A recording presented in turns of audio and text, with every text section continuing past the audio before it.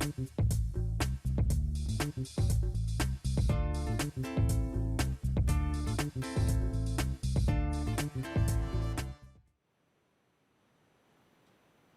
morning, good afternoon. Good afternoon. Good high Madam noon. Chair. We are calling to order the special meeting for the Community Redevelopment Agency Board here in Tallahassee for the purpose of selecting or interviewing to select, I recommend, the next CRA Executive Director. We have our schedule before us, and before we get started, are they in the board, do you have any questions? You have your interview questions? What we will do is we'll each take a question, you know how we did before? We'll take a question and make sure we ask, make sure all questions get asked, and we'll make our notes. And at the end of this, we will receive further instructions, but we're gonna rank candidates, and then we will compare our notes. The important thing is that everything that we're gonna do in this process will be here in the public's eye. And we wanna make sure that whatever we say and do, we understand that it is in the public sphere as we look to do this. So, I know we had public engagement already, correct? The public had an opportunity to meet the candidates and talk to them and what have you. And so at this point, we're ready to take public comments. Do we have any speakers? Yes, ma'am, we do. Madam Chair, Oh, just a quick question. You want us to tell you what questions we want to ask? How are we going to handle that? You want to choose a question, or? we can do that. Okay. You want to do that now, and then that'll be your question every time? Okay, I'll do number 5, Madam Chair, if that's okay. Okay. Commissioner Porter, you have a favorite question? I can do number 4. 4? I'll go 3. Commissioner Matlow, 3? I see where this is going. I see where this is going. That was sneaky. That was sneaky. Okay. Mr. Mayor? I like it. We're bound to these That was a questions. good one. Yes, we have to ask these questions of everyone. You have another Take- question you'd like to have added? Take your pick, Madam Chair. Well, we got 6 and we Well, got, five and That's actually. 5. we got 5 and then we, a special. okay, I'll take number 1. That means I'm asking number 2. That's it. Thank you all. Where did we get these questions? I believe we got them from HR. Sample, I don't want to tell it, but they're typical questions that have been utilized, let's just say, attorney's office, the auditor, and other high-ranking positions such as this. Okay. Any other questions? All right. Okay, we can move forward now with our public comment. Ms. Williams? Thank you. I do at this time have 2 public speakers. We have Ms. Minji Kim, who is the CRA, Greater Frenchtown Southside Citizens Advisory Committee Chair. And then directly behind her, we have a speaker card from Mr. Stanley Sims. Thank you very much. And you'll have 3 minutes, and thank you for being here.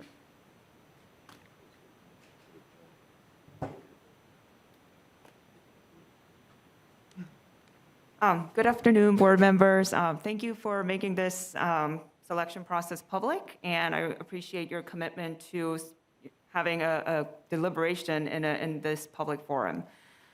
Today, I'm not speaking on behalf of the CAC, but mostly I wanted to share my thoughts on what I think would be valuable traits as of a CRA executive director based on my engagement with the CAC for the past couple of years.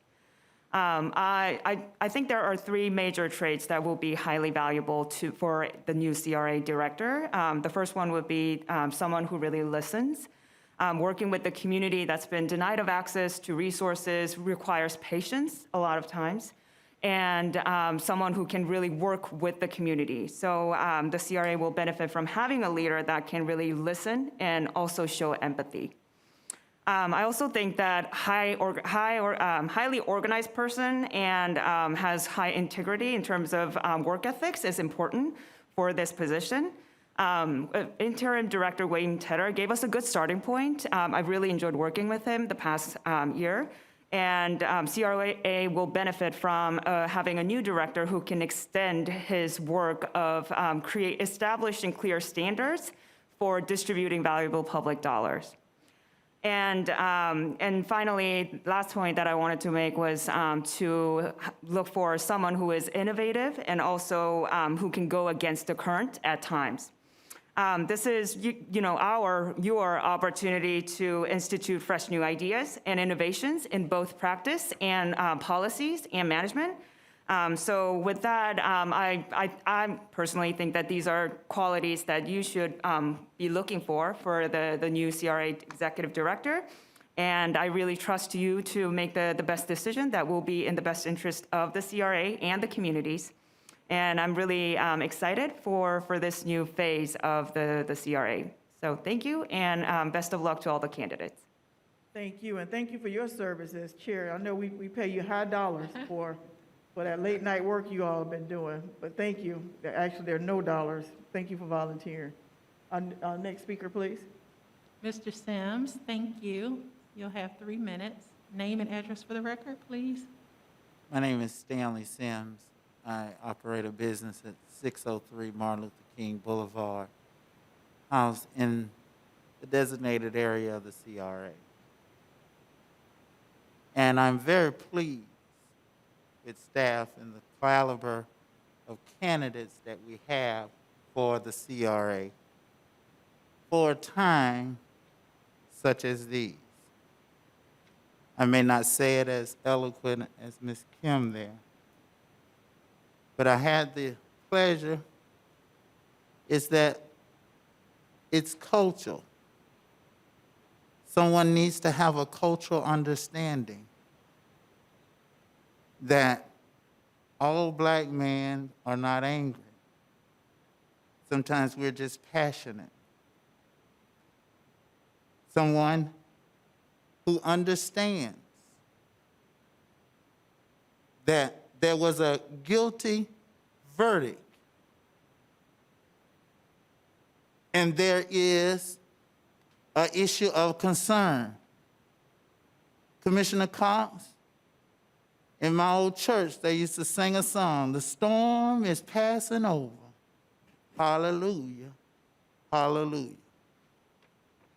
But we need someone that will not take us back down these dark waters again. Someone of integrity. I love the CRA. For what it is designed for, Frenchtown needs a functioning CRA, and I thank this body for not letting the CRA die and not pulling out like the county, but navigated us through these muddy waters. So let's be responsible and place someone in there that knows our good, our bad, and our ugly. Our life depends on it, people. Again, thank you for moving in this direction. Thank you, Mr. Sims. Our next speaker, please. That's all the speaker cards at this time that I have. Thank you for your service, Mr. Sims. I'm sorry to neglect that. Those were our only speakers? Okay, thank you. And thank you to the public for being tuned in and being here. And thank you for the time to do your public speaking. Now, Ms. Williams, let me thank you personally and on behalf of the board for the work that you've done to carry this and to bring us to this point. Thank you. I've enjoyed working with you. And your HR, I don't know if your HR person is here or not, but thank you for the work you all have done to get us to this point. And thank you, Lou, for also being a part of this from our office, our city attorney's office. I know she's out of town, but we are in great hands because you got this. Our first candidate is virtual, And his name is, could you pronounce it for me, Sheila? Ricardo Nogoria, Say the last name again. Nogoria. Okay. All right, Mr. Nogorian, Mr. Nogoria, are you ready? Hello.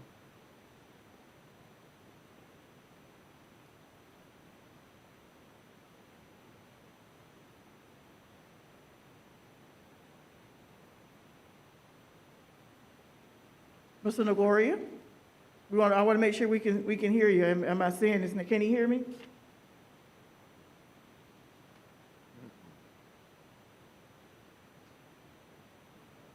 Where is Okay. Oh, my gosh. What? Well, Ricardo, can you hear us? Did he pick his nose?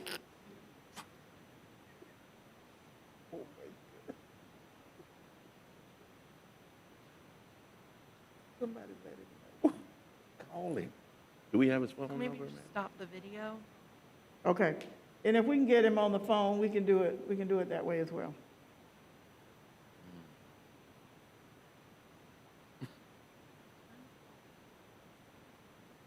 He's in his car. He may not be in a good area.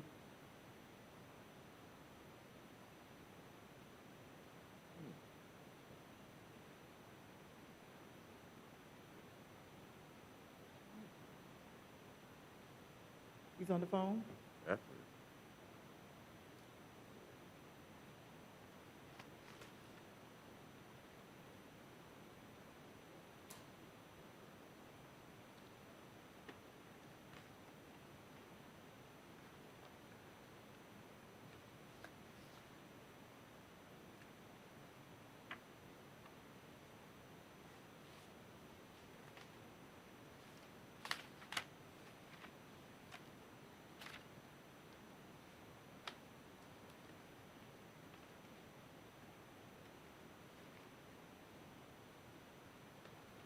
Maybe we can just ask him to call in. Give him the dial-in number.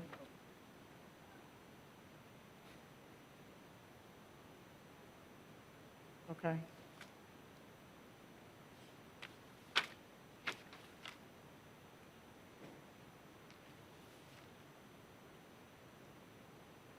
And the other candidates are not going to be able to hear the comments or the questions here, right?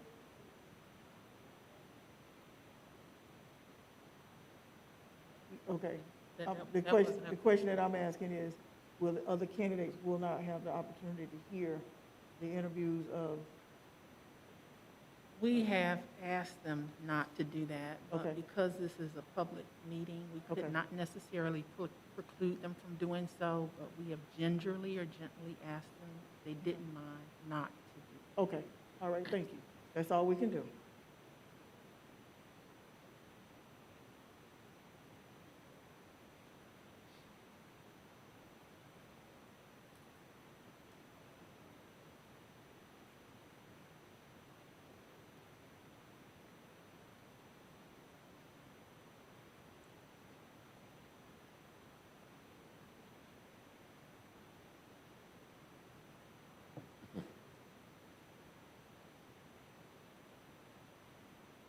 You all let us know when he calls in.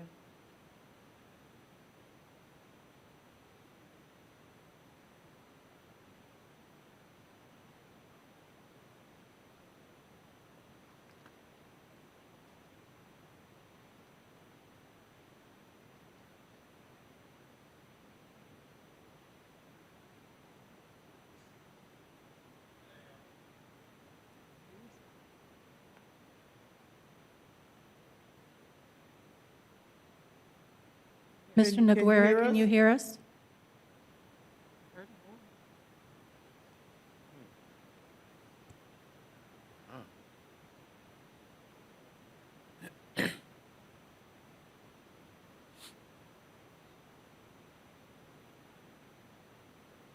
Ricardo, can you hear us?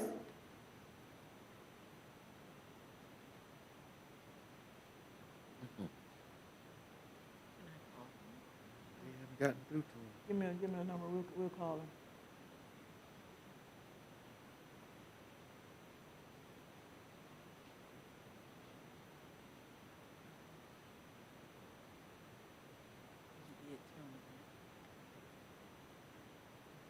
wonder, could I call him and maybe do like a Or they calling him now?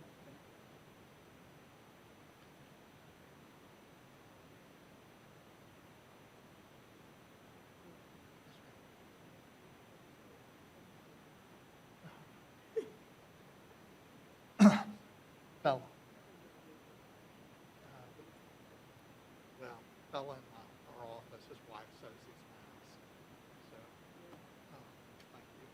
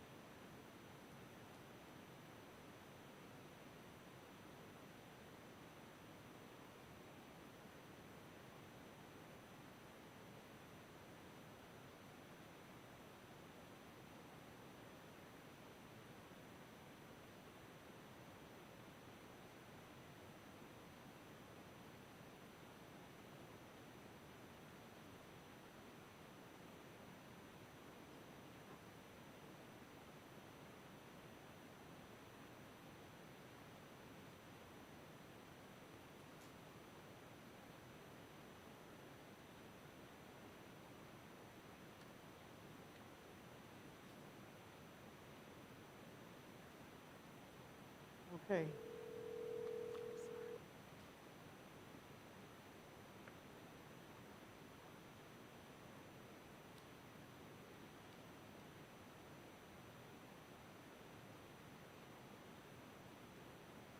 Voicemail. You're going to voicemail?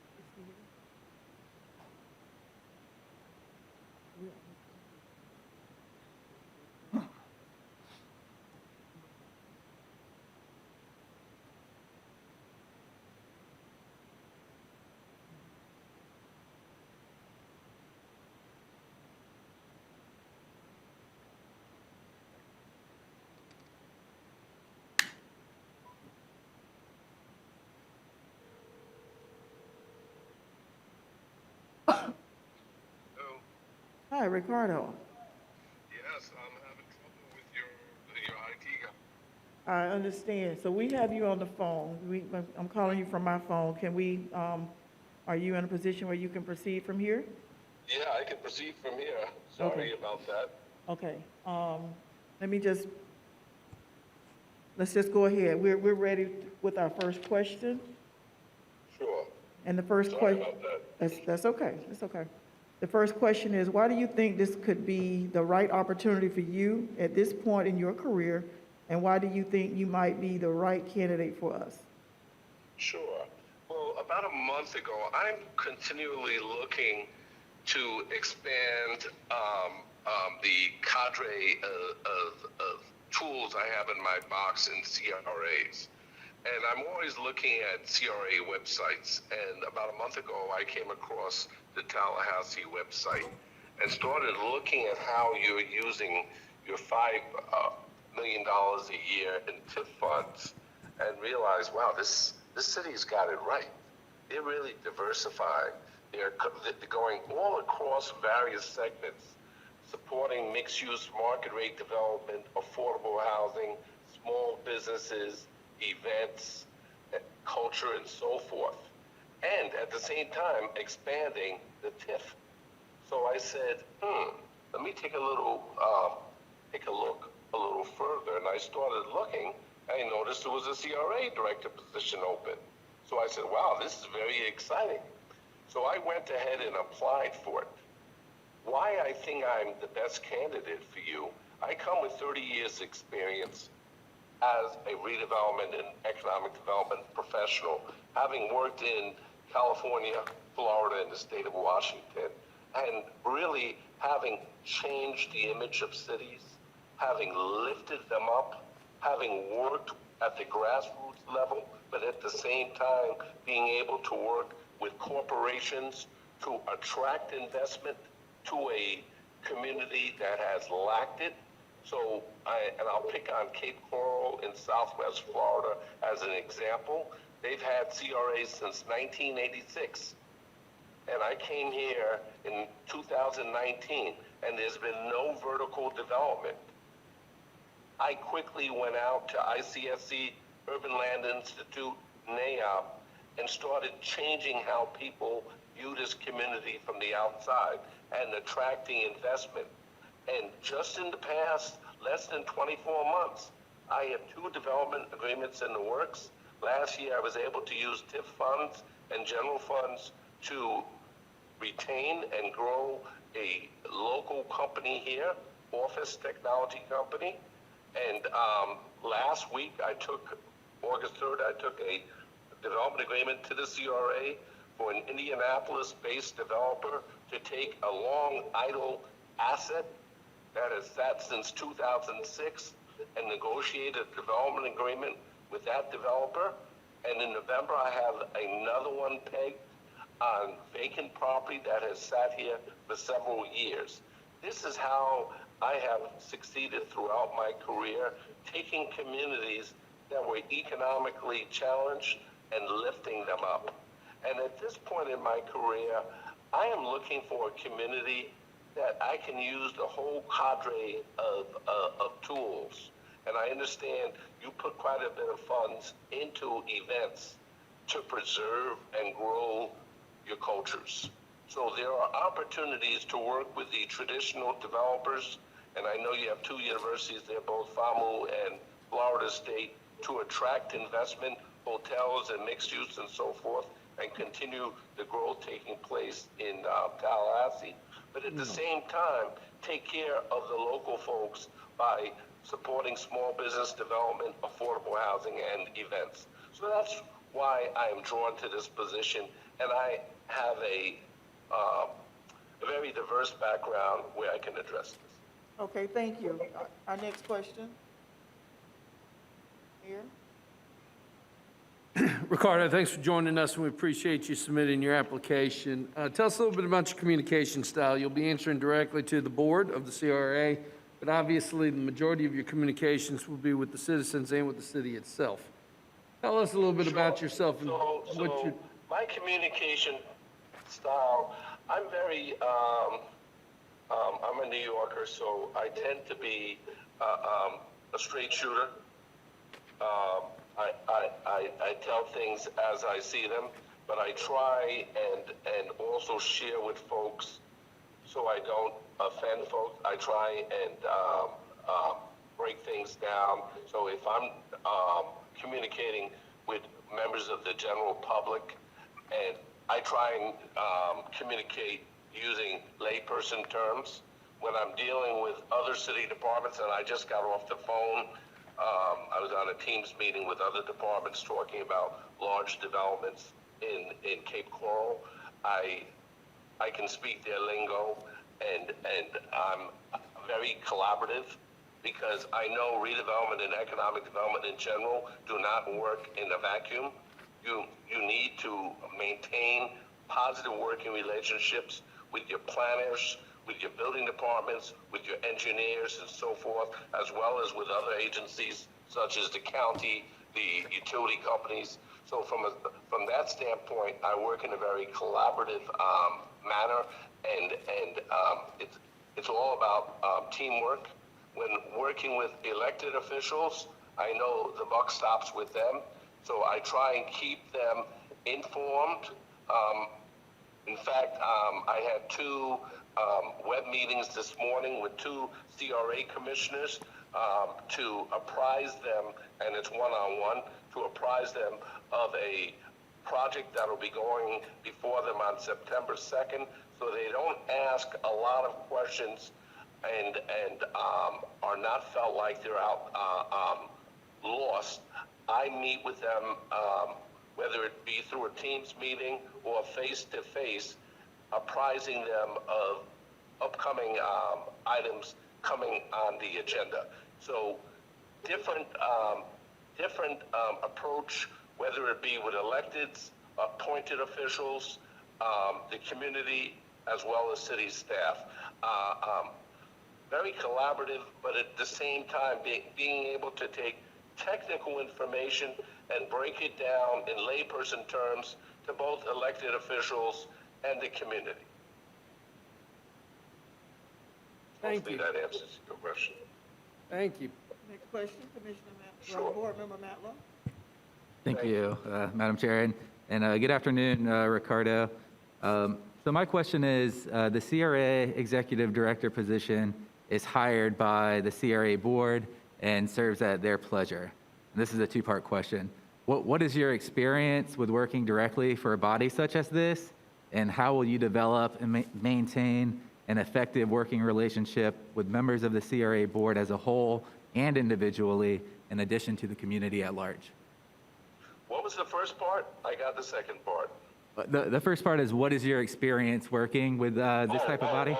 I've had experience working with CRA boards since I was in San Francisco in 1989. I've worked with I'm working with a CRA board right now here in Cape Coral, as I mentioned a little previously. The city manager is the executive director, but I'm the day-to-day manager, so I work with them on the agenda. I get the city manager's approval for the items that are go on, and then I reach out to each CRA commissioner one-on-one to apprise them and make sure all their questions are answered up front before it goes on the agenda. In the past, whether it be in East Palo Alto, California, Los Angeles, North Miami, I've worked directly with CRA commissioners, and unlike Tallahassee, which I think your CRA commission is also your city commission, I've worked with advisory or appointed CRA commissions in the other communities. So I have direct experience working with city council as well as with CRA appointed commissioners. My approach and maintaining the public records, I meet with them one-on-one so that I share projects with them in advance, so there are no surprises when it comes up for a vote. And I present before them as a body and have extensive experience, well over 20 years experience presenting to them and meeting with them as individuals, taking technical information and breaking it down so that they understand the political, the financial, and the community ramifications of their decisions. Thank you. Next question, Commissioner, Board Member Richardson. Order? I'm sorry, Porter. Wait, that's right, we switched it up a little bit there. Hello, thank you for being with us. My question is, explain how you see the role of the CRA Executive Director, and from your perspective, what are the primary responsibilities in this position? Let me try and, that got broken up a bit. I can Explain repeat the- how I see my role as the CRA Director responsibilities. Yes, I'll repeat it. Explain how you see the role of the CRA Executive Director, and from your perspective, what are the primary responsibilities in this position? I think one of the primary responsibilities, one of the major responsibilities, and the state of Florida will ensure that we do follow that, is to utilize the tax increment financing to its legally and financially to its intended purpose in the community. So that's number one. So the city doesn't get itself into any hot water. Secondly, another specific purpose is to work with the commission to ensure that the blight and the other challenges facing the community are addressed in a timely and professional manner. And then thirdly, working with my team, which goes beyond the 5 staff that are CRA staff members, but I view folks in other city departments as part of the team. So working with the team as well as nonprofits to ensure that the action plan or the CRA plan that you have, the goals and objectives are fulfilled in a timely manner and meet their, as well as fulfilled within meeting the budget.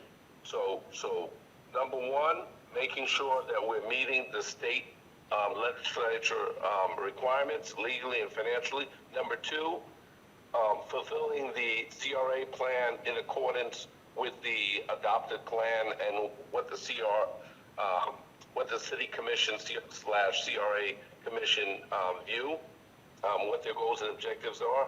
And then three, working with my internal and external team to ensure we are adequately and financially meeting the needs outlined in the CRA plan. And then lastly, and this is very important, maintaining regular communications with the general public who put us all in our positions.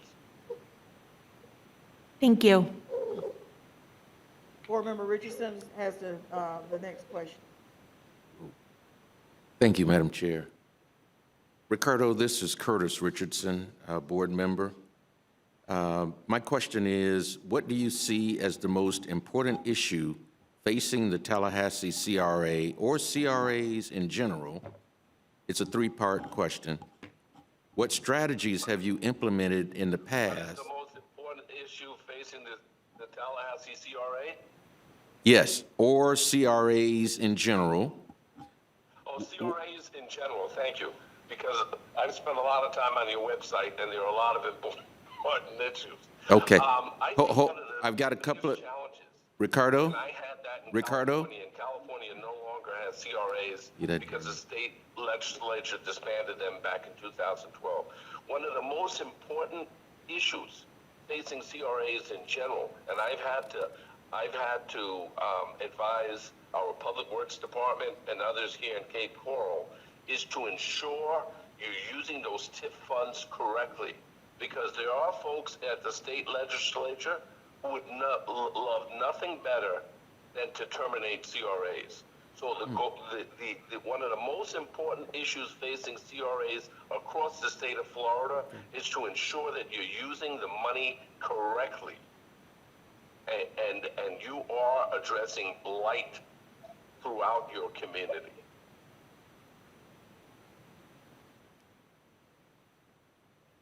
And Ricardo? Can you? Excuse me? Okay, so the second part of the question is, what strategies have you implemented in the past, or which you, So one of the hold on, strategies I would be Ricardo? using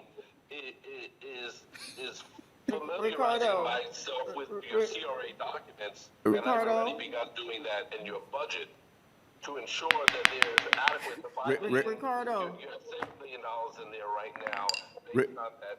Ri- the Ricardo? budget received from a developer who built student housing. I think you received 1.7 million. So the first thing to get accomplished is to ensure that the approximately 5 million you have in TIF each year, those funds are being accurately utilized throughout the 2 project areas that you have, and that they're growing. and folks don't realize that the whole goal of a CRA is to expand the tax increment funds, but at the same time continue to address the blight. And I think you're doing, and I'm not patronizing here, I think you're doing an excellent job of promoting market rate mixed income, mixed use development, but at the same time, you're putting funds into small businesses, especially those who've been hit by COVID.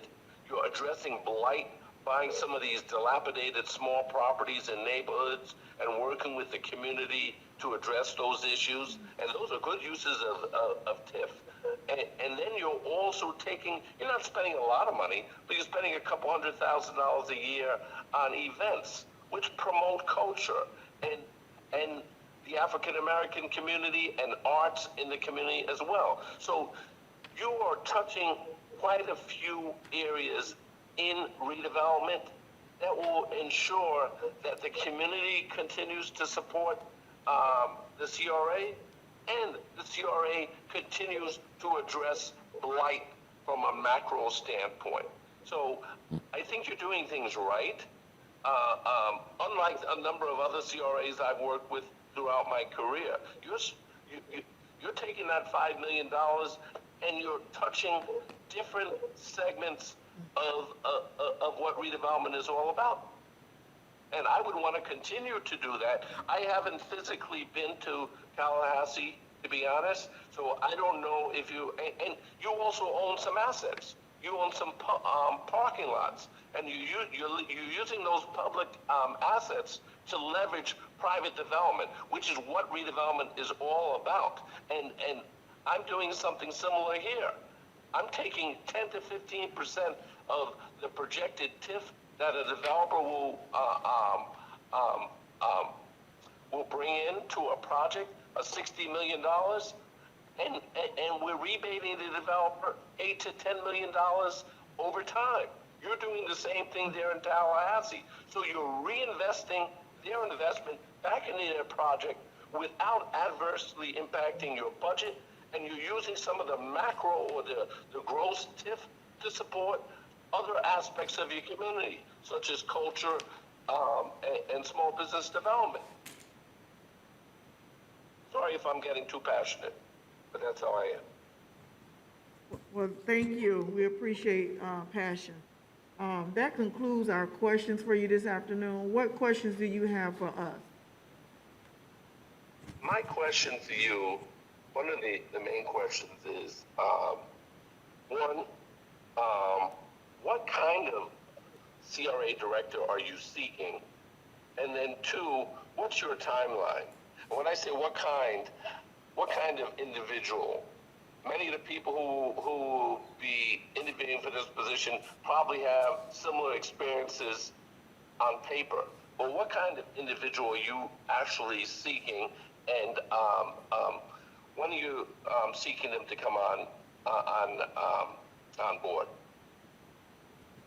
Okay, those are very fair questions. I think that the kind of CRA director that we're seeking is one that fits the qualifications that we advertised, one who interviews with us and answer our questions, one who listens to what we're having to offer, someone who's done their homework on who we are as a community, as well as someone who has passion for the work. And the timeline is we're hoping to have someone on board no later than October 1, which is the beginning of our fiscal year. That would work for me. Okay, do you have any further questions of us? No, that's it. Thank you very much. Well, we thank you very much for taking out your time to apply and then to interview with us.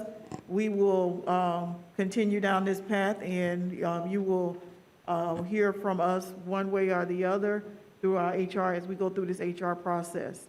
Thank you again so much for your time, and have a great rest of your day. Do the same. Thank you. Bye-bye. Bye-bye. Okay.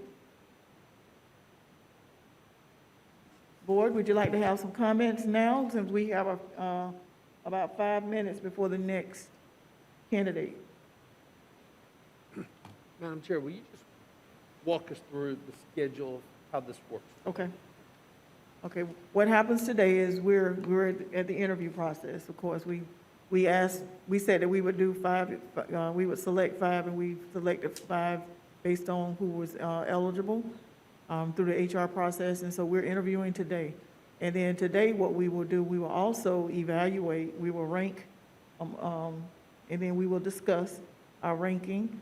And at the end of the day, if after we finish interviewing, if we are in agreement, then we will, can make a motion to have the negotiating team, I think that's the city attorney's office, to work on extending an offer to the person that we select, and go from there.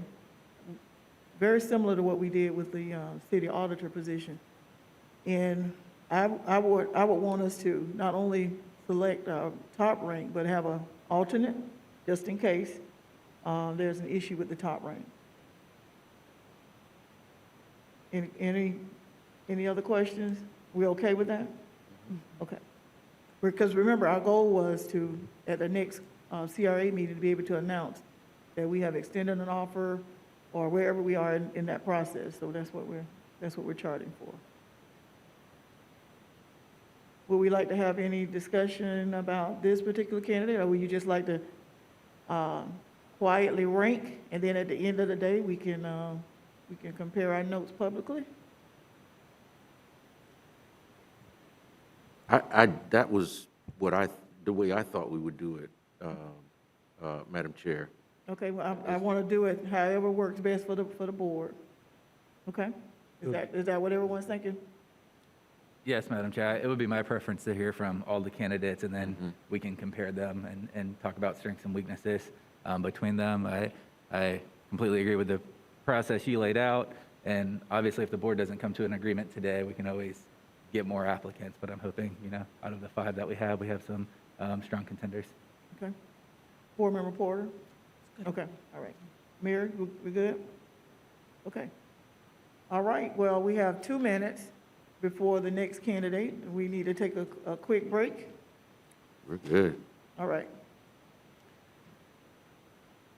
Oh, white. And this one is in person, so we will have an in person, we'll have another virtual, and then the last 2 are in person. Madam Chair, Yes. can we ask staff to reach out to Mr. Cox? To make sure we Just can. to, yes. Yes, absolutely. Just to make sure technically we're in good shape. Okay. Sounds like you've done this before. Yes.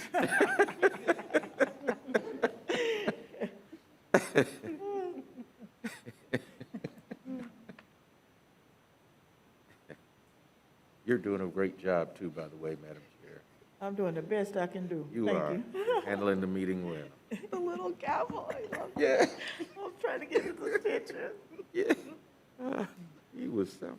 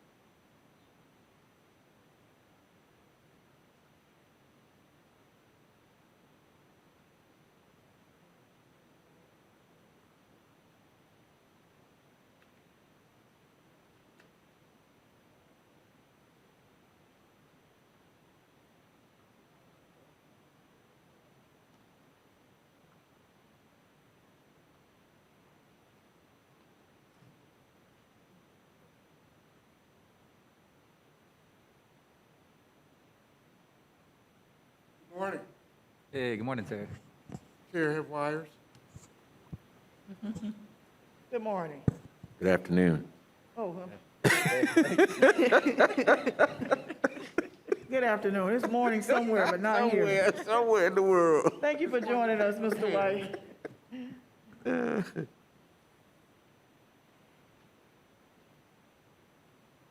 I didn't do this with the last candidate, but Yeah. you already had an opportunity to introduce yourself to the, during the time out front, correct? Do you want me to do an intro or just give my name? Well, I mean, we can go right into the question. I just thought about it since I did see you out earlier with the Okay. group. All right, I'll try to be succinct. I was born in Kentucky, so, we talk a little slow. Okay, well, we can my go, name's we can Paul go, White. we can go directly into the questions then. Since you've already had an opportunity to meet them, we'll go right into the questions.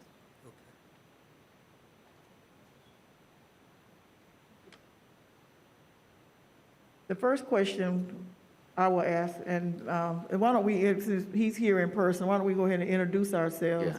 Because we can see each other, and if that will help. I am Diane Williams-Cox, and I've served this term as chair of the CRA board. And I have the first question. Why do you think this could be the right opportunity for you at this point in your career?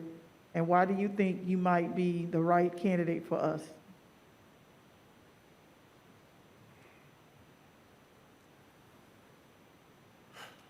So, in 2 words, I would describe myself as a change agent. And wherever I've gone, I have looked to make a fundamental change in the quality of life in the community I serve. And looking at the advertisement and doing the research, there seems that there's an opportunity here to impact the quality of life for those within the CRA in Tallahassee. I'm a graduate of Morehouse College with honors. I graduated from Howard University School of Business with an MPA in city management. My first city manager position was at the age of 26. And I have pretty much had 1 foot in development and 1 foot in management since then. So I've led major economic development efforts in Cincinnati, in Atlanta, Riviera Beach, in Gainesville. The past 6 years I've spent as Assistant Superintendent for Operations for the Alachua County school system. Pre-COVID, 28,000 students, and I've led the effort to get a half-cent sales tax passed there for school facilities. We front-ended it with a $110 million bond, and I'm pleased to say you have 3 years to spend that. We've spent $147 million towards changing Alachua County schools for generations to come. So this looks like a similar opportunity for me. With my background in city management, I think I can communicate well with existing staff, leverage your resources, and most importantly, achieve your goals. I think my greatest strength is that I can see what can be, and then I have the wherewithal to bring that to reality. Thank you very much. Next question. Mr. White, my name is John Daly. I'm the proud mayor of the great city of Tallahassee, and I'll be the incoming chair of the CRA. So your role as the executive director here, you'll be dealing directly with us as your board. You'll also be dealing with your internal staff, the CAC, and the citizens at large, along with the city of Tallahassee staff. So tell me a little bit about your communications strategy. Hey, what makes you tick? How do you work with everybody?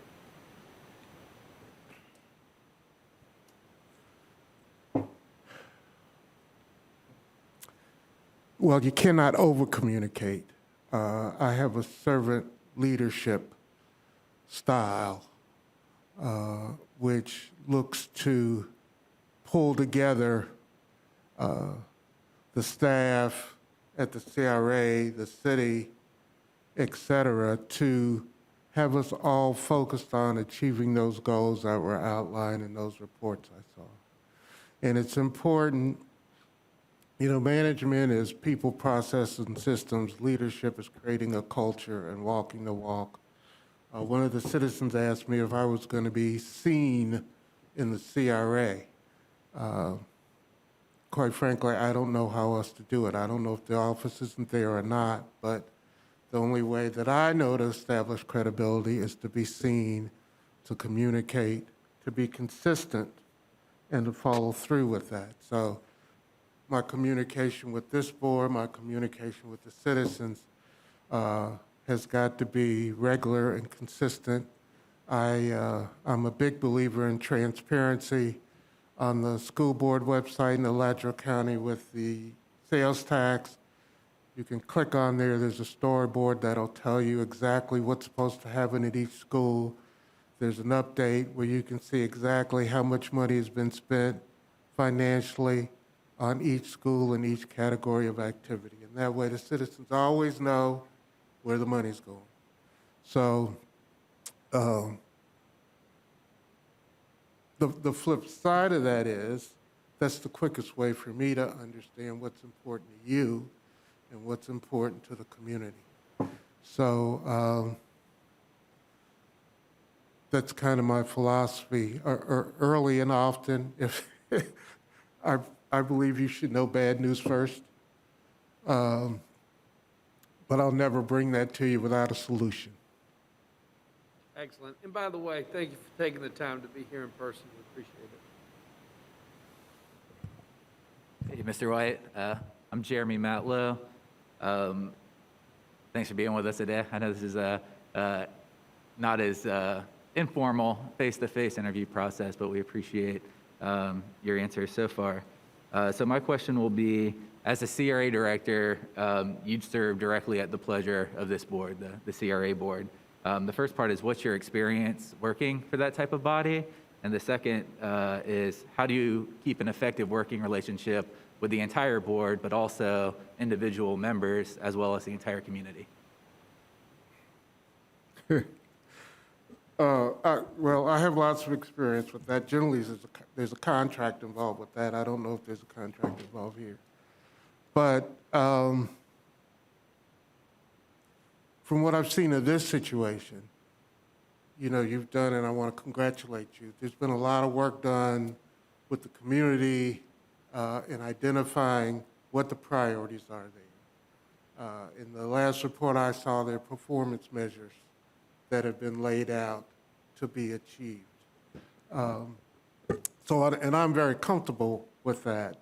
What it provides for me is a way to focus staff and the community on achieving what they've talked about. As I said earlier, I think that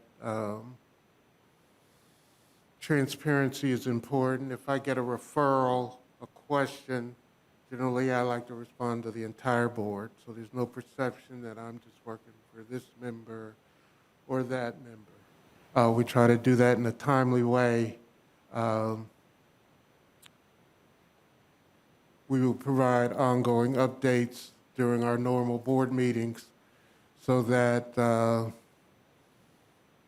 you know, you can feel confident that if you get asked a question in a grocery store, that you'll have the answer, or that we can get it to you in pretty short fashion. If there are issues and for some reason it doesn't appear that we can maintain that schedule for whatever reason, we will come back to you and say, okay, here's what we need to do to adjust that. When I was director with the National Development Council, which is the oldest nonprofit economic development entity in the country, we would train people on being certified economic development officers and housing development officers. And there was always a point there where you wrote up on the board, risk. there's risk in everything we do. And so I want to be sure when we bring the project together, everybody's coming in that with their eyes open, that you see the analysis that's been done in risk. I was reading something that talked about a security concern with then President Obama wanting to keep his BlackBerry phone. Does BlackBerry phone even exist anymore? I don't know if it does. I don't see them in the store. So whether it's Macy's or whatever project or deal we're doing it, there's an element of risk. What I can assure you is that we would have done the financial analysis up front to be able to come to you and say, here's why we think we need to move forward with this project, and here are the benefits we're going to have. So, you know, we're all on the same page here, and we're all moving forward, recognizing the upside and the downside of what we're doing. But hopefully, at the end of the day, again, this core area of the city of Tallahassee, it'll be much better for our efforts. Did that answer your question? Yeah, absolutely. Okay. Thank you, sir. Thank you. And we met a little bit outside. I'm Yes, Jack ma'am. Porter. Thank you for being here. And I am wondering if you could tell us about how you see the role of CRA Executive Director and what would be your primary responsibilities in this position. My role is executive director. In my, what was the last part? And what you view as being your primary responsibilities as the Executive Director.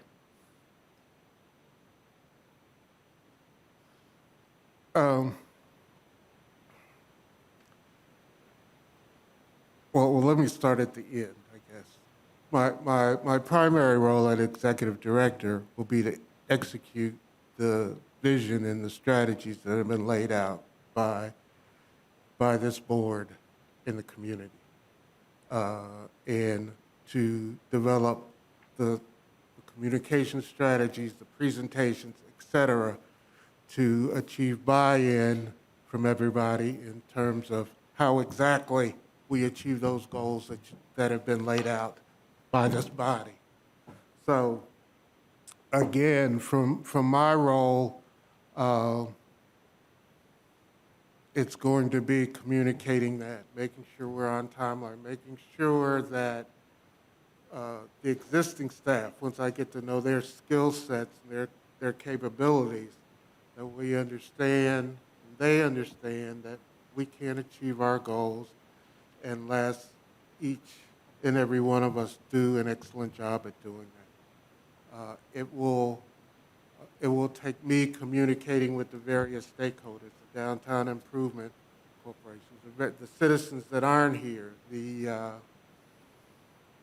can't remember the term, but the teams that you have in the community that have worked on developing these strategies. So, and ideally, that will give the community confidence of the commitment of the CRA, and as we see progress and see momentum, it'll continue to create, and what I would hope it would do, will create a culture, an environment for private investment to occur that will leverage our CRA funds and hopefully take us further in terms of addressing the issues that have been outlined. Thank you. Okay, Mr. White, I'm Curtis Richardson, a member of the CRA board, of course. And the question that I have with you, for you, it's a two-part question.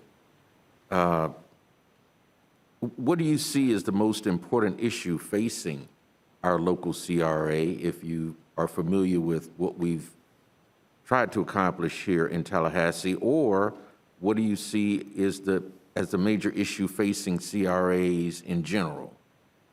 What strategies have you implemented in the past, or which you believe should be implemented to manage this challenge?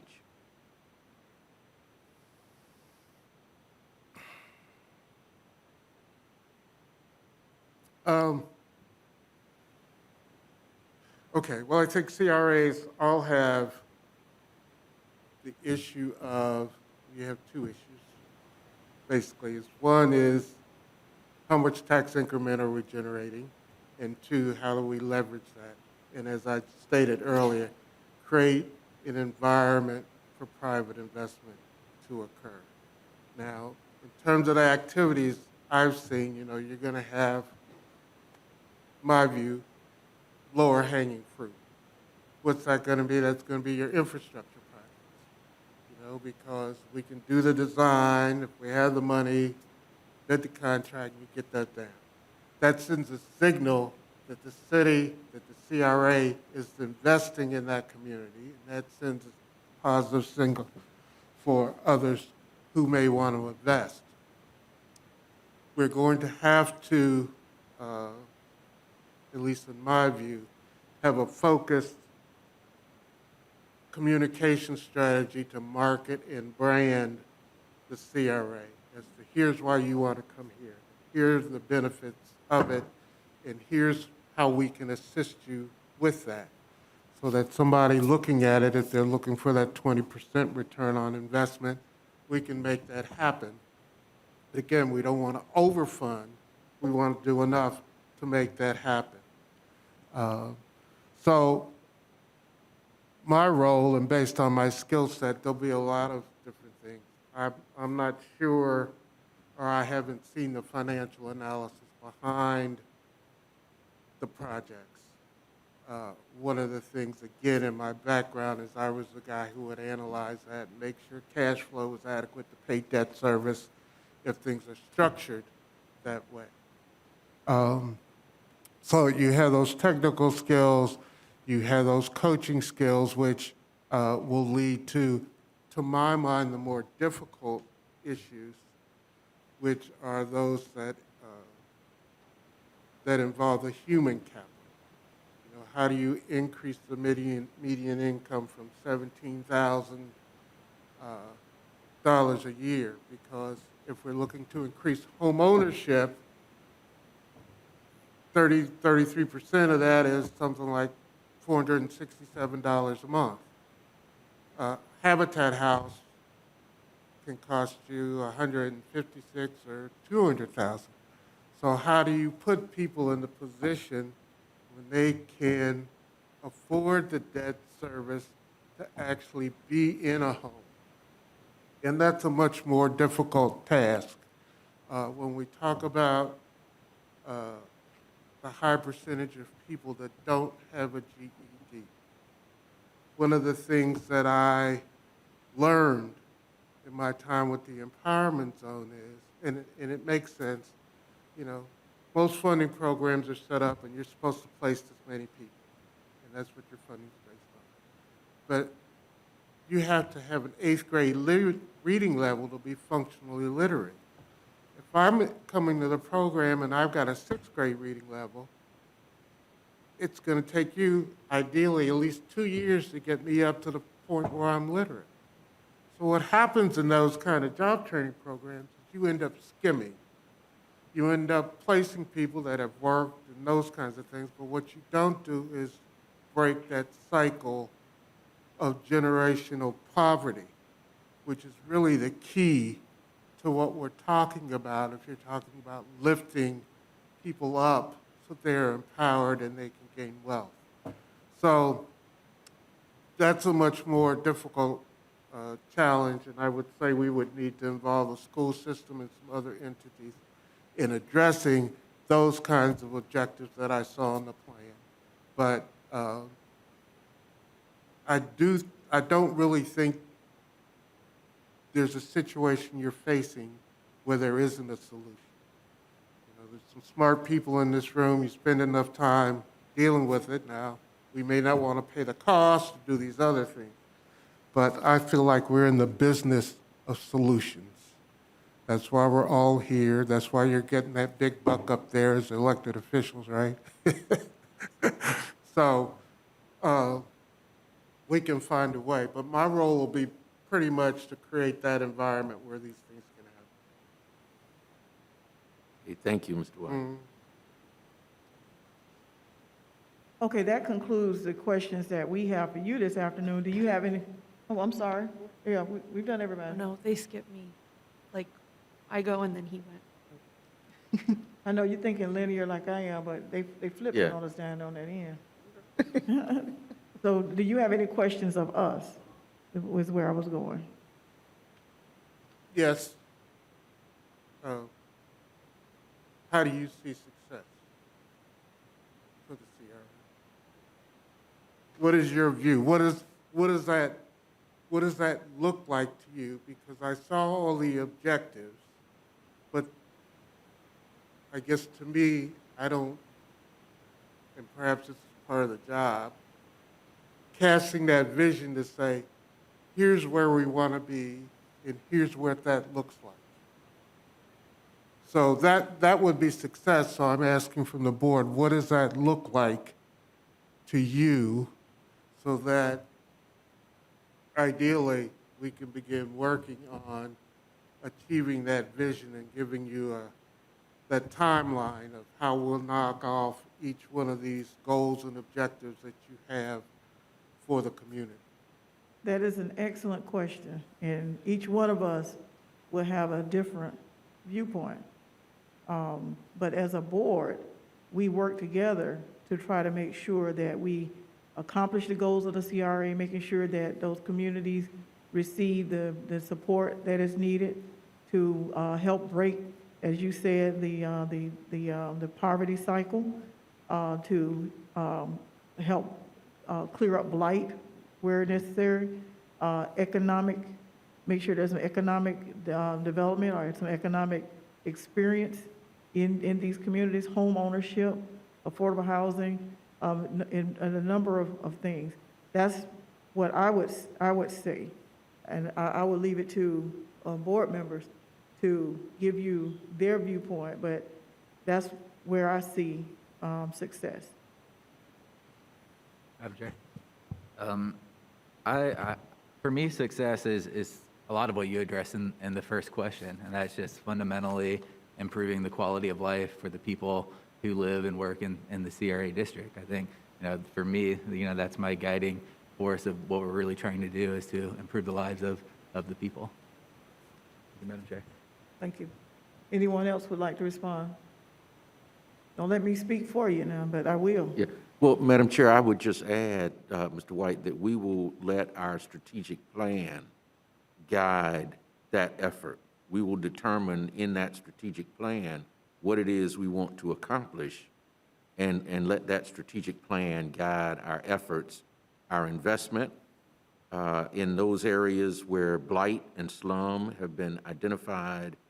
And, one of the things I tell people all the time is that Tallahassee has twice been recognized as an all-America city, but not all of our citizens feel like they live in an all-America city. And so from my vantage point, I would want every citizen in this community, regardless of where they live, to feel like they live in an all-America city. And so I think that's kind of what we're trying to accomplish here in Tallahassee. And we've made significant progress, but there's still work to be done in that regard. Thank you, Madam Chair. Okay. Hopefully that answered your question, and we're open for another question if you have another question.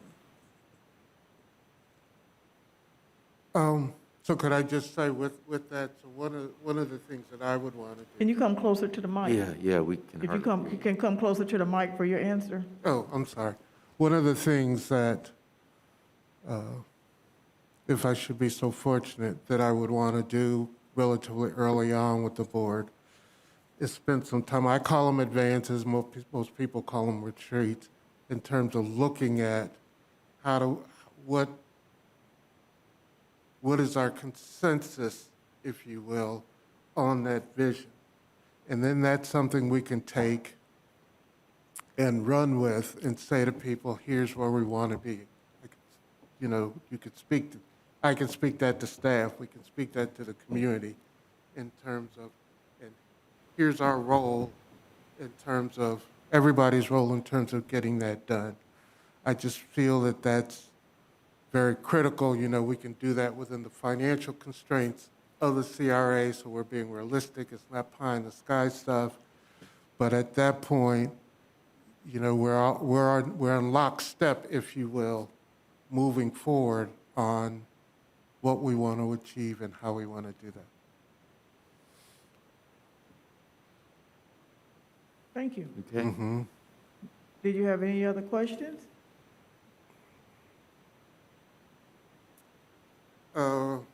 Just when are you looking for the person to start? Our target goal for a start date is no later than October 1st. That's the beginning of our fiscal year. Okay. All right? So, okay, I don't have any more questions. If we're at that point, would like to make a closing remark. Absolutely, go ahead. So, again, I want to thank you for the opportunity to serve this community.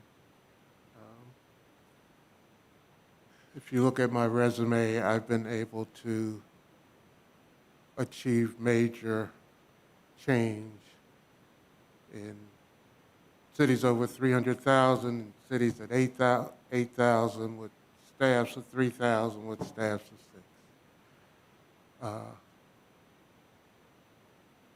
Public service to me is a high honor.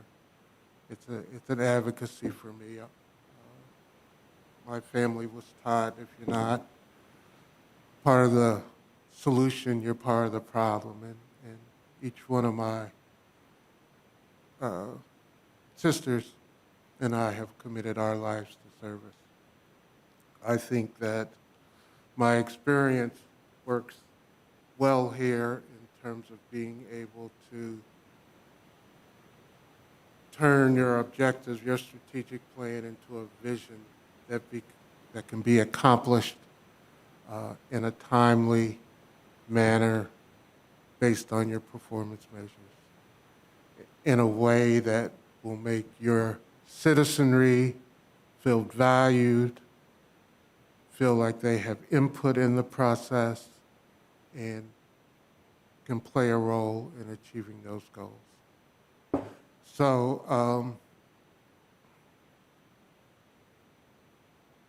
I hope to hear back from you. Thank you.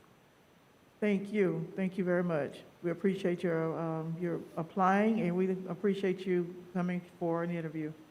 Have a great rest of your day.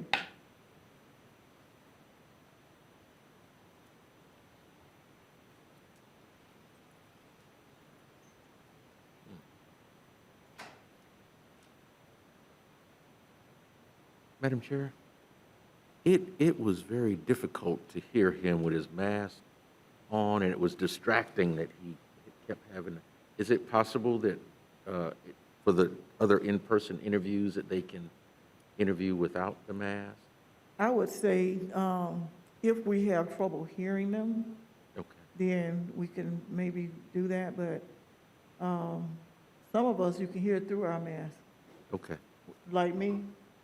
Yeah. But there are those who, you know, maybe in a different octave, and Okay. so if we, because what we don't want to do is, I don't want to set a precedence of having people take their mask off to speak, Okay. because then that goes on to, Sure. No, I you understand. know, other meetings, so. Okay. But I agree that that's why I asked him to pull his mic closer to him, because. Yeah, because he would yeah, sit back and, Mhm. yeah. Okay. Yeah, so that, you know, All right. Thank you, Madam Chair. our next interview is at 1:30. Have you all been able to reach him? Okay. She was not there, but if he's early, could we possibly go ahead and go since he's? Go ahead if you want. Okay. You all want to go ahead, or y'all want to take a little break, or what? Okay. All right, as soon as he's on, let us know. And let me just state this for the record, as he's coming on. His last name looks like my last name. We are not related. We are not related, for the record. I kind of figured you would have to acknowledge that, Yeah, Madam yeah, Chair. so Lou, we are not related, okay? No, really, seriously, we're not.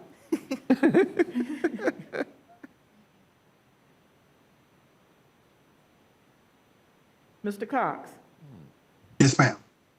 good afternoon, and thank you for joining us for your interview, and thank you for joining early, so we're gonna go ahead and start with you now instead of having you wait. Is that okay with you? Absolutely. Okay.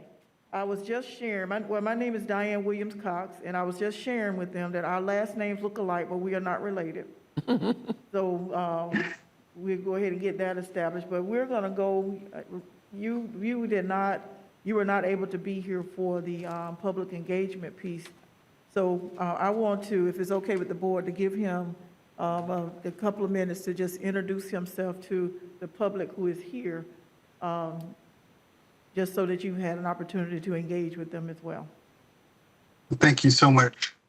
I appreciate the opportunity. Can we get his volume up? I'm sorry. Yes. No, we're trying to get your volume up here.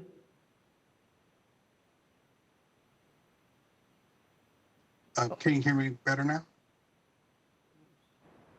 Actually, hold just a second. We're gonna try to get them to turn you up, give you some volume. Go ahead. All right. Thank you so much for the opportunity. Thanks, Dad. I have lived in Tallahassee most of my life. My family has been in Tallahassee for a number of years. My mother went to Florida A&M University. I did as well. I'm third generation Rattler. I went to Florida High. They've moved it since then. But, we have been a family in Tallahassee for a long time. I moved in 06 when I finished my graduate studies. I moved to Panama City. Didn't want to leave Tallahassee, but that was the opportunity at the time. So for me, getting back to Tallahassee has been a journey, but I am definitely excited about the opportunity to possibly be back in Tallahassee, back home. I am a husband and father now, so I'm definitely excited about the opportunity to start this new chapter in our lives. I have been working in the community redevelopment arena for about 9 years now. As the director, I've been in charge of the city of Bartow and Polk County, their CRA, for the past almost 7 years. I am excited about being able to share my knowledge and to make sure that the needs of the community are addressed. That is definitely something that I am passionate about, is make sure that that the community has a voice, make sure that their issues are addressed, and make sure that everybody is comfortable with the direction that we're going, the direction that we are taking the city. Excuse me. So that is part of what I am tasked with. Okay, thank you. Sorry. We have a list of questions that we will be asking. Each one of us will have an opportunity to ask you a question, and I will start. My question is, why do you think this could be the right opportunity for you at this point in your career? And why do you think you might be the right candidate for us? Well, I believe that I am the right candidate because, again, I've been doing the job maybe at a smaller scale, but I've been doing the job for almost 7 years. I definitely believe that I have attained the knowledge to be able to tackle a city of this size. I am excited about the possibility, and I definitely am ready to, get involved with the community to make sure that they are comfortable with me, that the agency and the community works well together. That is something that I've strived to do in my current position, and I would continue that with the city of Tallahassee. Okay, our next question. Cox, thank you for joining us. Tell me a little bit about your communication style. You're going to be the point person for the CRA, reporting directly to the board, reporting also to the citizens, and working directly with the Citizens Advisory Committee, along with, your internal staff and the City of Tallahassee staff as well. So tell me about how you communicate. What's your style? How do you work with people? I believe I work well with people. I make a point of keeping open lines of communication, make sure that they understand where I'm coming from and try to understand the best I can where they're coming from. It can be a very passionate, heated conversation sometimes, but as long as we stay focused on why we're here and what we're trying to do, I think that's important. When it comes to me communicating, I want to be as transparent as possible, make sure that they understand what we're doing and why we're doing it. And I think it eliminates a lot of the confusion that can occur sometimes. I believe I work well with boards as well as community groups, attending meetings, those kind of things. But for me, being able to communicate clearly and being available if, they need to, talk to me privately and say, hey, I really understand that. What are we doing? I'm always available to answer those questions. If I need to stay late, after meetings and those kind of things, to make sure that the citizen or the board member understands exactly what we're doing at all times. That is a goal for me. Thank you. Good afternoon, Mr. Cox. I'm Jeremy Matlow. My question for you, along the same lines, the CRA Executive Director reports directly to the CRA Board. What's your experience working with that type of body, and how do you develop and maintain relationships with the entire board and board members individually, in addition to working with the whole community? In the city of Panama City, the board is the city commissioners, and then we have a community advisor group. When I moved to Bartow, the board was a 7-person volunteer board appointed by the city commission. So they didn't have an advisory group. They actually had the CRA board was essentially made up of citizens. We did correspond with the city commission, but I have tackled both, and I believe that I can handle both very well. For me, I want to be able to, answer any question they may have. If a board member needs to call me, definitely want to be able to, answer that call, give them the information that they need. If they need any facts or figures, to be able to have those. But I want them to be comfortable that they have all the information that they need to make the best decision for the community. So, if, typically, commissioners, board members will have my number. They can call me at any time if they have a question. But I want those lines of communications to be open so that when we actually have meetings, we're not taking a ton of time going over stuff that, we could have clarified ahead of the meeting. Your time is valuable, and I don't want to waste it going over a ton of stuff that we could have resolved with a phone call. So that line of communication, I definitely value it, and it's going to be there.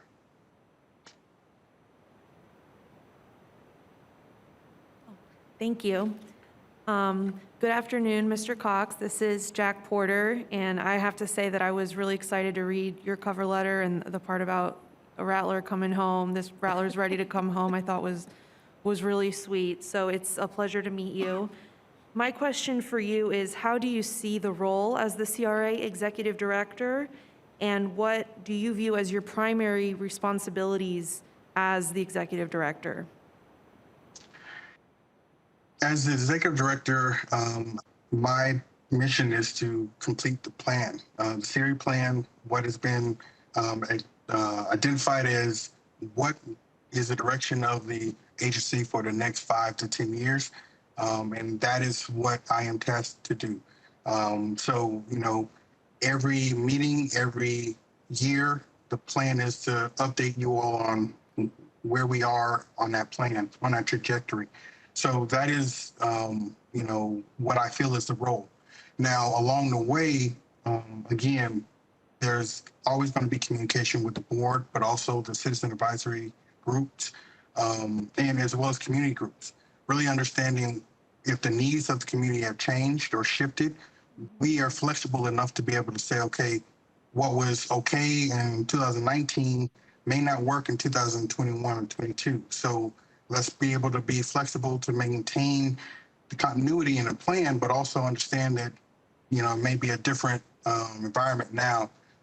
So being able to shift that if necessary is a big thing. And that's why, you know, community engagement, making sure that the community is aware of what we're doing. And if we need to shift something, everybody's on the same page with why we're doing it, and, you know, hopefully keep that ball rolling. So, you know, improving the communication. If there is a issue with, you know, some members of the community not feeling like they're being heard, being able to mend those relationships and make sure that we're all on the same page is definitely one of my what I've been doing in the past and what I will be able to bring to the table moving forward. Thank you so much. Hey, good afternoon, Mr. Cox. I'm Curtis Richardson, member of the board, and it's certainly a pleasure to interview you this afternoon. My question is, and given your extensive background in CRA issues, what do you see as the most important issue facing the Tallahassee CRA or CRAs in general? And what strategies have you implemented in your experience with CRAs, which you believe should be implemented to manage the challenge that you've identified for CRAs? I've looked over the city's website. You know, what I can tell you is that what the city is doing, is great. The programs that are in place. I wish I had the breadth of programs that you all have. I've done some similar programs on a smaller scale here in Bartow as far as to address property owners, single-family homes, things like that, first-time home buyers. I've done similar programs here in Bartow, but not to the scale that you all have. What I can tell is there is definitely a need for affordable housing.